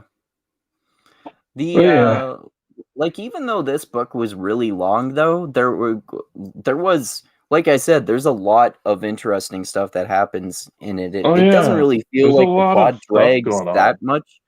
The only time it seems to me like the plot drags a little bit is the super long periods of time where they're just at Richard's castle. It's more interesting when they actually finally leave it later, and some of the characters do. Yeah, and I was like laughing because I'm listening to it, and it's like some of the voices are so dumb. Yeah, Like the self, like let's yeah. travel. Come on, This is one Caleb, of let's those ones travel, that and then you'll come back, and then we'll travel. Let's yeah. travel. I was Oh like, man, Jesus Christ. I'm glad I didn't have to experience that because this is one that I have a physical copy of. So I've been reading a physical copy It's of it. funny though. I was like, yeah, I know the self wants to travel. It's like It will please every you. time it speaks as every time it speaks a I want sentence, you the word travel. It'll travel. please you. Can we travel? It will please you. I promise. You will be pleased. Yes. You can come back and we can travel. Like, come on. God damn it. Is that like the only thing? It's like a Pokemon Yeah, that only that's says true. its name except with the self is travel. Yeah. I don't know. I have a feeling like all the characters tend to have a Pokemon-esque vocabulary. Like they tend to repeat themselves a lot. Yeah. And especially anytime they talk about love.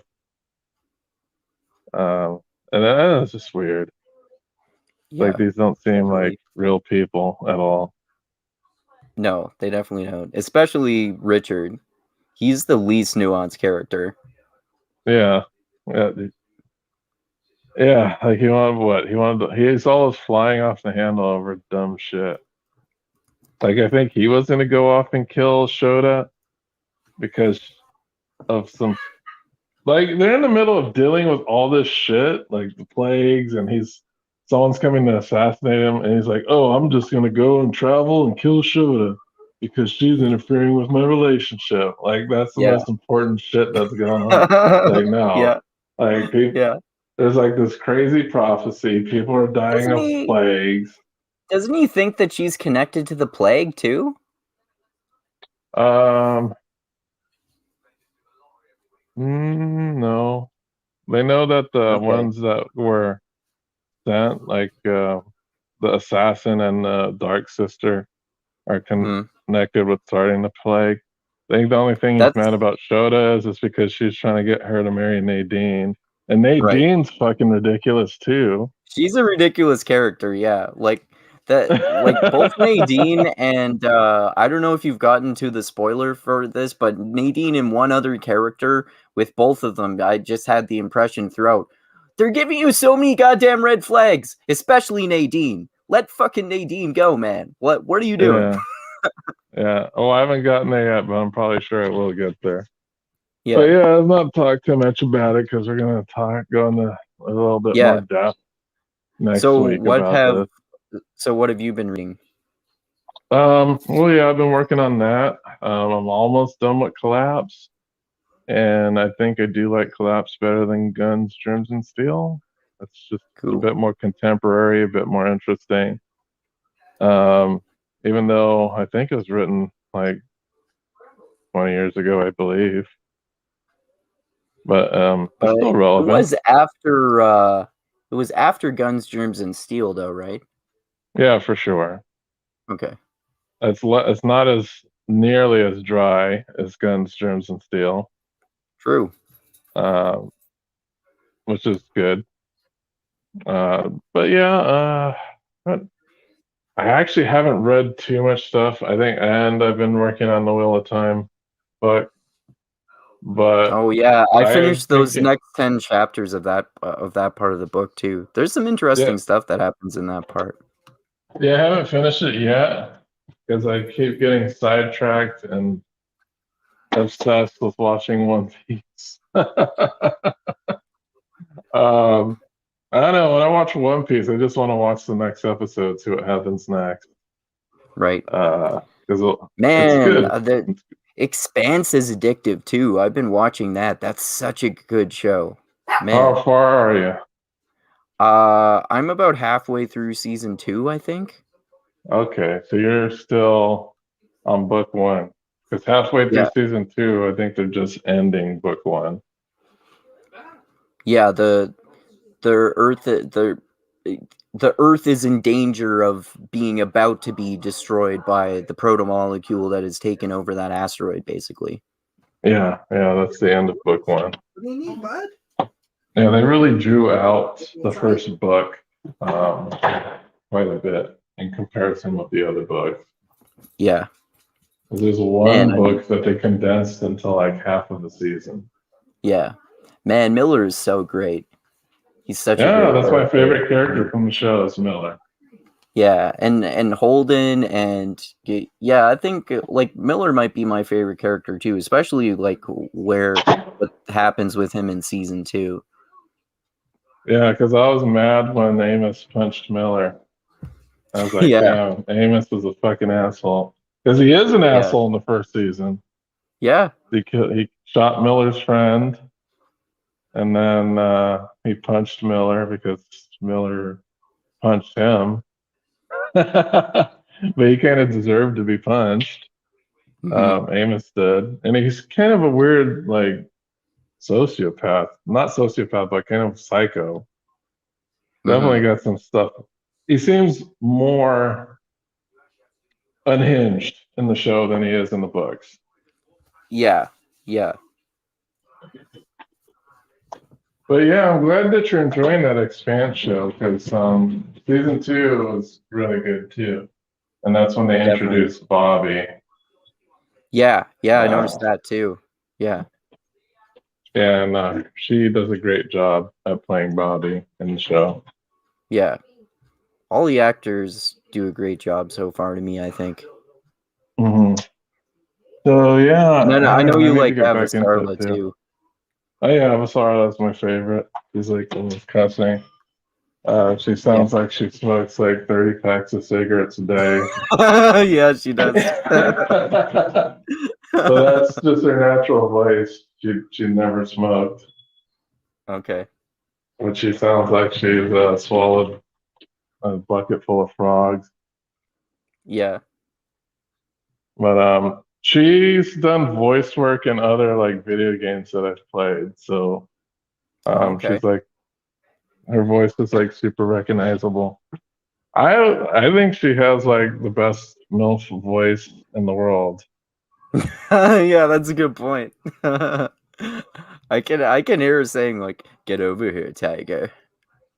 Yeah, she because I've seen her in other stuff too when she was younger, and because she's older now, she's like in her 70s, I think. I think she is 70. I can see how she might have been hot when she was younger. Oh yeah, she was definitely and she sounded exactly the same, which is weird. So if you like, yeah, if you went on YouTube and found like an interview from like a long time ago, her voice sounds the same. So it's not, she doesn't sound like that because she's old. That's how she's always sounded. Okay. Well, I can't say she's always sounded like that.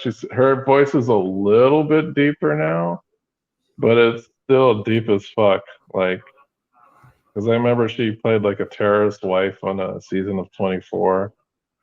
Okay. She's played a couple video game characters. I think she's in one of the X-Men movies. She plays like a doctor. I think in X-Men 3, she's a doctor in that. Well, supposedly, here's what I heard. Rafe Judkins is trying to get her to play somebody in The Wheel of Time. Oh, and people think it might be Cad Swain. Oh, that would be interesting. She make either a good Cad Swain or a good Sorelia. Yeah, I could see that. So we might see her show up in the Wheel of Time series at some point. That'd be pretty cool. I noticed also. Did you watch Spartacus before? Because I noticed that an actor from Spartacus is on The Expanse season 2. She's the like mercenary that Avasarla hires, or he is rather. Oh, what's his name? Like the guy that's kind of like the intelligence, ex-intelligence officer who Yeah. And who is he in Spartacus? he's the disabled guy who does a whole bunch of political manipulation stuff. I forget his name. But he's one of I forget the main slave guy who Spartacus goes to, but he's one of that guy's slaves who used to be a gladiator and then got injured, and now he kind of basically helps them with political maneuvering and stuff like that, because he's a cunning political manipulator. So he always plays like a shifty guy. Yeah. Well, I know this is funny because I forgot to mention it during our Snyder discussion. But the man who plays Crixus, Manu Bennett, he plays Deathstroke in the Arrowverse. Oh, really? Yeah, he plays the wannabe, what I like to call the wannabe Deadpool, even though he was created first. The wannabe serious Deadpool. Yeah, and he also plays the wizard in the Shannara Chronicles. Yeah, I remember that. Yeah, I've seen an ad for it, but because I've heard from you and so many others that it's terrible, I never really bothered watching it. Okay, so I saw a picture of him now from when he played in Spartacus, and he kind of has like this laying over his arm. Right. Okay. Yeah, it's been such a long time since I've seen Spartacus, and I never actually finished it. I actually never finished it the first time, but then I went back and rewatched the whole series. Some of it gets pretty cheesy, especially with the animation of the violence. You can tell it's cheaply made, but it's still overall a good show. I mean, if you look at it for what it's for, it's called fucking Violence and Betrayal. Yeah. As the reason I watched this, they were trying to market it as like, oh, this is kind of like 300, but it's a series. It's like basically that's what they were doing. It's like 300, but with gladiators. So we make Gladiator into a TV show, but do it in 300 style. Mm-hmm. But yeah, I haven't gotten through these audiobooks as fast as I want to, because they're both fucking long. Like the Collapse is 27 hours, and the Temple of the Winds is also 27 hours. Yeah, but I'm actually almost finished with Collapse. I think I have an hour left on that one, and I'm more than halfway through Temple of the Winds. Okay. Do you think you'll be ready to talk about that, or No, I'll be ready to talk about it for sure by next week. Next week? Oh, okay. I was gonna say if not, then would you be up for doing the next Wheel of Time chat with Tristram? Oh no, I'm not ready for that one. Like it'd be easier for me to get ready for the Temple of the Winds. Cool. Sounds good, man. Mm-hmm. All right, so I guess we could wrap stuff up here. Go ahead and were there any plugs that you had? Yep. If you want to, people can check out my channel, which is Mindgasms, where tomorrow Dusty and I, along with our friend Tubin, aka Chris James, will be talking about basically political and culture war controversies that happened recently, including Joe Rogan apologizing for spreading COVID misinformation on his channel, and then also apologizing for an completely edited out of context clip of him saying the N-word in a non-pejorative way, and he apologized for that too. And then we're also going to talk about the Freedom Convoy, the trucker Freedom Convoy here in Canada, where they're criticizing or they're protesting vaccine mandates, and our Prime Minister Justin Trudeau just recently declared emergency powers to shut it all down. And we're also going to talk about basically James Lindsay rage quitting, Renegade Thaddeus Russell's Renegade University joint lecture series on critical race theory that they were going to do due to what I would see as a totally manufactured controversy of this podcast guest on Thaddeus Russell's podcast months ago, basically analyzing pedophilia from a historical context and talking about how it used to be considered much more normal, and it's kind of a product of our modern society that it's seen as so bad. And people took that to mean that both of them were defending and advocating for pedophilia, which they certainly weren't, and Thaddeus Russell clarified that. And we're also going to talk about James Lindsay's ridiculous idea for his new book, Race Marxism, which is this big conspiratorial demon that he's manufactured. And yeah, check out the last chat that Dusty and Chris and also Shizan and I did that Dusty mentioned on the Snyder Cut of Justice League and upcoming videos I'm going to do. I'm actually working on this one about how the Spartans had a cultural practice of pedophilia, which I found very interesting when I was watching a documentary about the history of the Spartans recently. So I'm going to make a video about that in relation to pedophilia and what Foucault says about it in The History of Sexuality, because I was thinking about that with this recent controversy. So yeah, check all that stuff out in my recent interview with Ben Burgess and on all the social medias on Andrew Mindgasms or Andrew Meinzer and everything. And yeah, looking forward to talking about Temple of the Winds with you next week too, Dusty. Yeah, Michael Dune says word salad is good with ranch. Word salad is good with ranch. Oh, he's talking about James Lindsay. We were just talking about that on Twitter before, because I posted a clip of Kyle Was it Kalinske. I watched it was that. Kyle That was Kalinske so making fun of James stupid. Lindsay's paranoid word salad. You see, and then it becomes communofascism. And then fascio-communism. It's like, this is so stupid.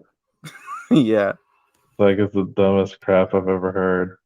Yeah, it really Yeah, is. through discourse, it's gonna come about. It's like, yeah, right. Whatever comes about through And see, discourse. then the manifestation of Hegel's dialectic and phenomenology of spirit will come about with the prophecy of the communal fascism through race Marxism, which is Marxism about race promoted by critical race theorists. Yeah, he's just gone fucking loco, man. Yeah. I don't know what to say other than that. Like, I used to respect the guy. Yeah, me too. But I have no idea. We talked with him about how to have impossible conversations, right? Right, yeah. But man, I don't know what the motivation is to do this stuff that he's doing now. It's just fucking weird. Yeah. I don't get it. I mean, the most charitable guess I could make is that he's an intelligent person, so he's just naturally started doing all this cherry picking, and because smarter people are better at rationalizing their preconceptions and intuitions, then he truly believes that there's all this evidence for his grand theory. It's either that or he's grifting. I'll give him the benefit of the doubt and assume it's the first one. Yeah, I don't think he's grifting. I think he's just radicalized. Yeah. I think he really believes the stuff that he's saying. Yeah. But he's just fucking went off. I don't know. It's just crazy now. I don't know. I don't know. Maybe just being. I guess maybe that's what happens when you do these media appearances, and maybe he just thinks because he's been giving this legitimacy that he needs to keep furthering that by making these like crazy and kookier theories that are anti-laugh. Mm-hmm. So I don't know. I don't know if it's the fuel of him being like a Fox News darling, or you know, being asked on podcasts It was to talk about this stuff. I think it was an excerpt from his podcast with Glenn Beck that Kyle Kalinske was criticizing, but he's been on Fox News spreading the same shit too. I'm This working is upwards making it and worse. complaining a six-figure position. I can sell out if it is. Yeah, it's just I don't know what's wrong with the guy. Like I don't know. To me, it's just like a clown now. Yeah. And it's weird because whenever I see him on these shows, like maybe I think James Lindsay might be on the spectrum. Does he Kind of look? seems that way sometimes because he sounds all normal and then he goes into this crazy, crazy, angry, unhinged, cherry picking rant. Yeah, Like, and then and you see, it's going to nonsensical. lead to this dangerous conspiracy where it's going to destroy the world. Yeah, basically, like he has that weird like 1,000 mile stare in his eyes now. Yeah, I don't know, maybe reading all this I have. CRT and critical theory and queer studies has traumatized him. Yes, I have Maybe he's PTSD from reading about critical race theory. well, anyway, man. Yeah, we're gonna talk about some of that stuff tomorrow on your channel. Yep. So we're just gonna have to say the C word instead of some other word because I don't want you to get your stuff removed. Yeah. Man, It it's so sucks. ridiculous how much the algorithms are getting crazy about that. I need to remember that when I say sarcastic stuff like that, especially when I'm talking about COVID, clarify that no, I am not agreeing with these crazy QAnon people. No, just call it the C word. Yeah, call it the C word. I don't like to swear, okay? I don't like to swear. All right, man. Well, yeah, join us next week. We're going to talk about Temple of the Winds by Carrie Badkind. And tomorrow, we're going to talk about a bunch of political controversies that are current and kind of just shoot the shit with Tubin and me. I don't, Shizan said he wasn't going to come on tomorrow, right? Mm-hmm. Yeah, Oh, he is? Shizan Or? said no. Shizan said that he won't tomorrow because he doesn't know much Okay. about the James Lindsay and Thaddeus Russell thing. Oh, yeah. I actually probably should listen to that podcast. The Michael I'm Malice assuming, one? well, I already listened to the Michael Malice one. Oh yeah, the original one with the Thaddeus Russell and that guest. Yeah, I'm assuming, because I know I'm probably going to get bored because they're probably talking about the topic philosophically and not like trying to promote it. Because I know that's Yeah. probably what's going on. Mm-hmm. But it's, that word is like a trigger word for people. So some people will Yeah. automatically assume that they're when they're talking about it and they're not like um constantly just like what's that goddamn word? Making caveats. Yeah, since they're not constantly um like bashing pedophilia, they're gonna assume that they're pro pedophilia. Mm-hmm. So but that's not what they're doing. I think it was like what he said on that podcast made perfect sense to me because Mm-hmm. one of the main things he said is the legal justification doesn't make sense, and what he said is correct. Like it's a very hypocritical legal justification. You mean in And terms of then age of consent?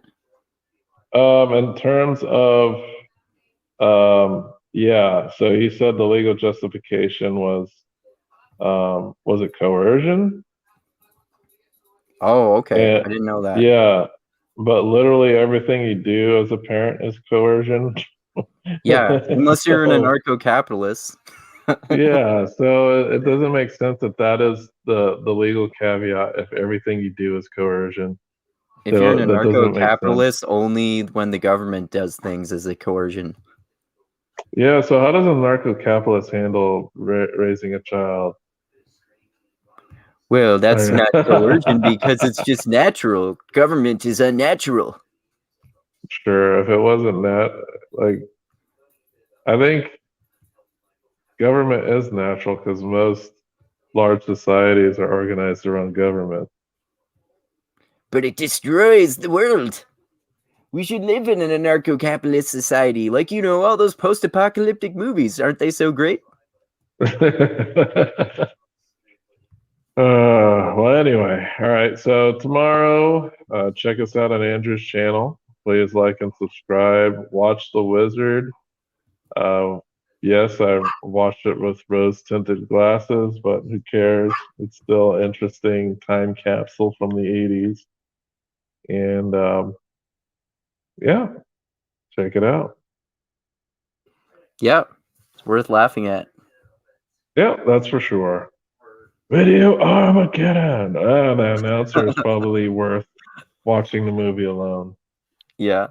All right. Well, you guys take it easy, man, and I'll see you next week. All right. Adios until next time, everyone.